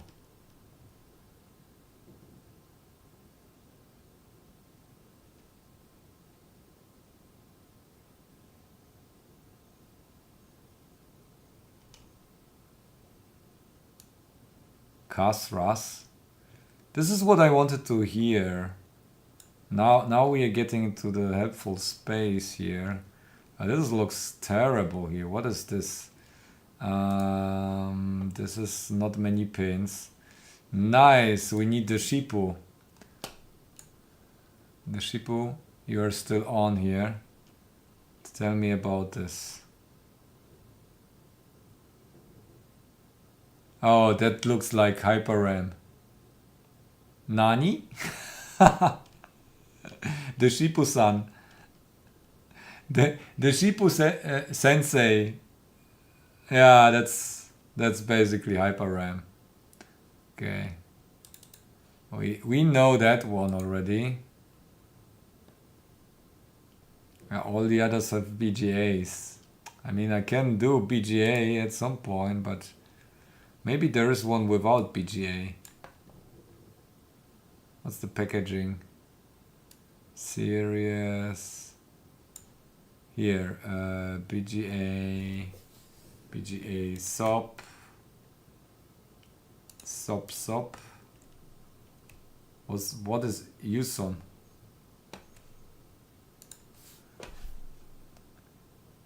TM, okay. You're now.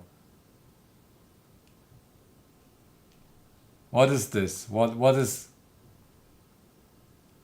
TMS? What do you mean? What are you? What's going on? What's? Oh. Okay, let's now. Ah.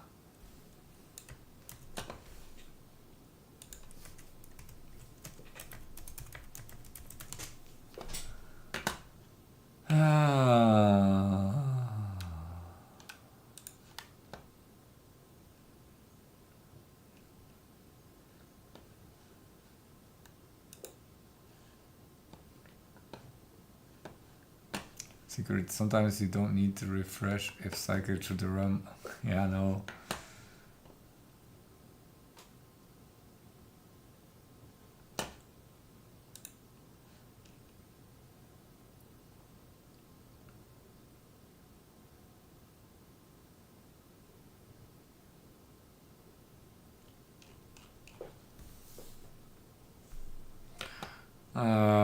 Help me find something. Yeah, that's pseudo RAMs, DDR, the SDRAM organization. Yeah, that's all.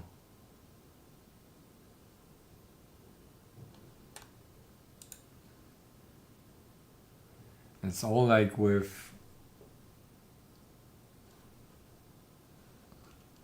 What is this viewer? So strange viewer. Yeah, you have like 10 address lines. 12.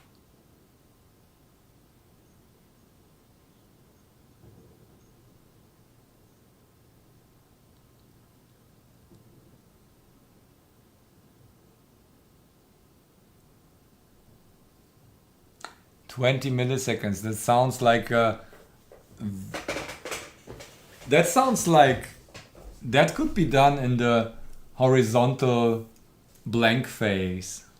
Like instead accessing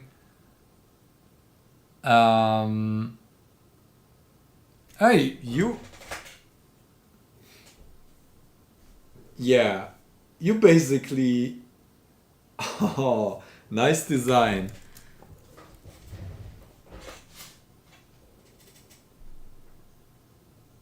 No. You are wrong. If you do them sequentially, the 20 milliseconds for one row will be different than 20 milliseconds for the other one. So you just need to do.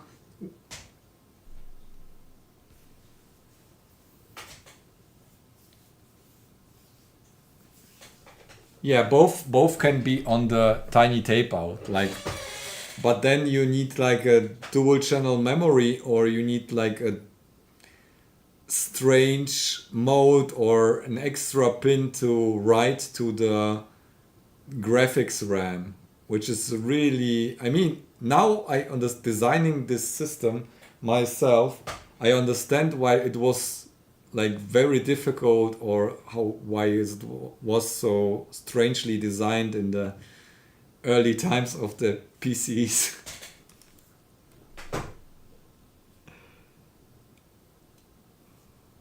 I will do segment registers and two separate memories and just serial bus between the GPU and the CPU.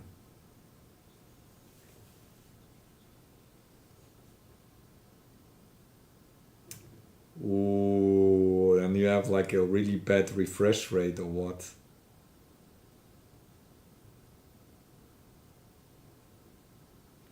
DRAM is more fun than SDRAM. What is the difference between SDRAM and DRAM?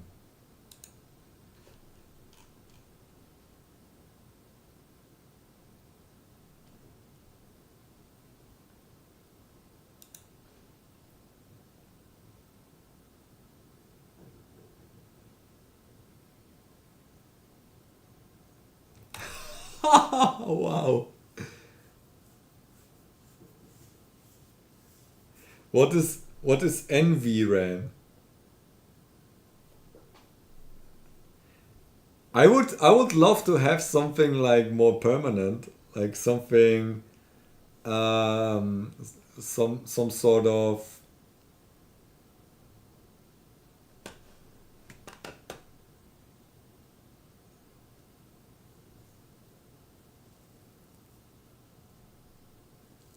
yeah, that's what we said before. Non-volatile. Yeah, that sounds cool. Non-volatile RAM is yeah, let's do that. Parallel non-volatile RAM. That looks reasonable.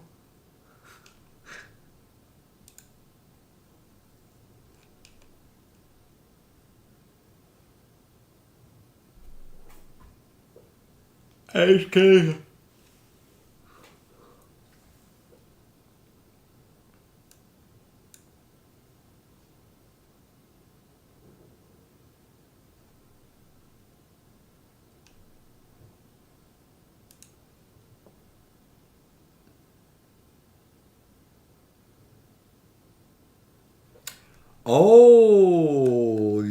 Oh yeah, like this, like the C64 or what? We just need to invert one line and then have it. Yeah, we can do this. Yeah, yeah, yeah. Double data rate, DDR.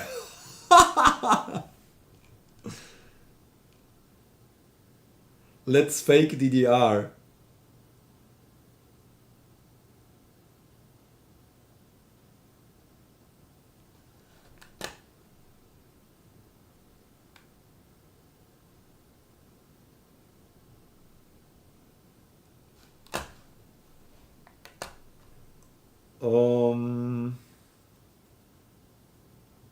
Let me think about it.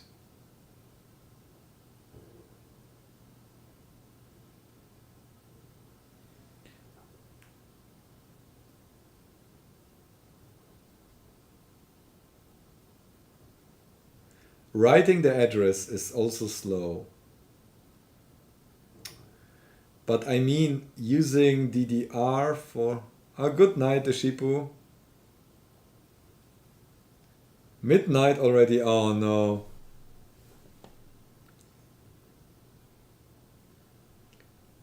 Oh, look at that. 14 addresses.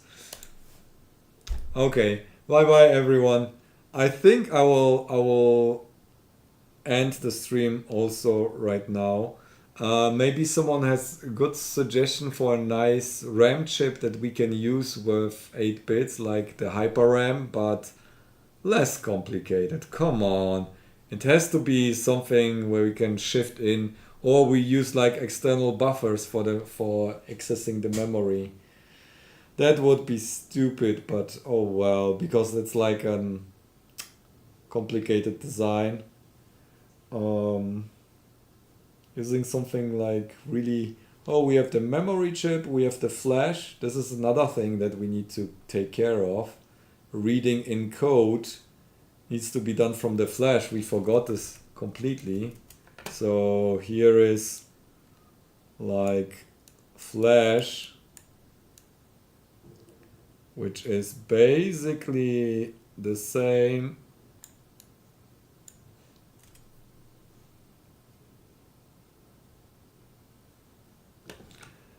Oh, is it possible serial and parallel data lines?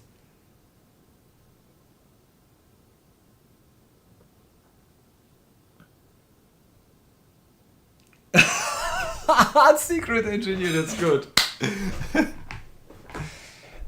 Yeah, I think this is basically what's happening. Oh, you mean...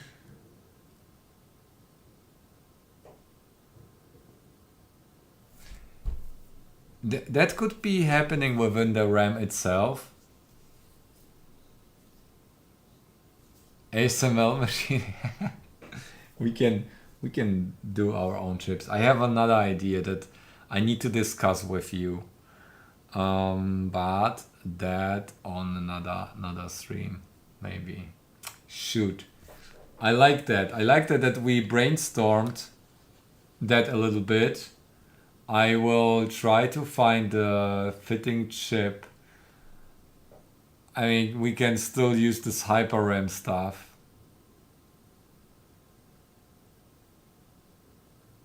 Don't even need ASML.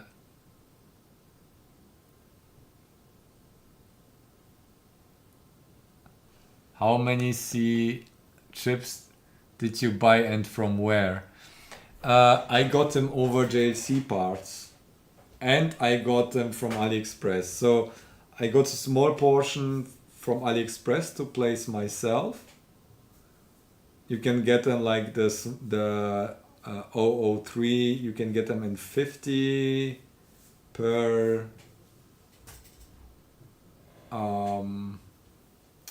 batch, or you can get a reel from WCH directly, but IJC pass. 3 days. Yeah. Okay. I think. Yeah. Try JC parts. You can get them, or LCSC. You can get them from LCSC as well. Oh, this will be complicated, especially since we need a storage, so we need to access Flash as well. Flash can be slower, but we need to read like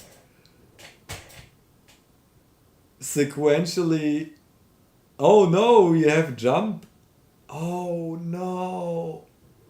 How do we do this? Okay, we can read the Flash and write it to the RAM. Yeah, that's what's happening in the boot up. So when we reset, we read the Flash, write it to the RAM. That can be slow, and then run everything from the RAM. So we need another addressing and read from the RAM as well. Okay, thank you all for joining, and I will see you next time. And I need really to spend some time to fix the Night Sonic.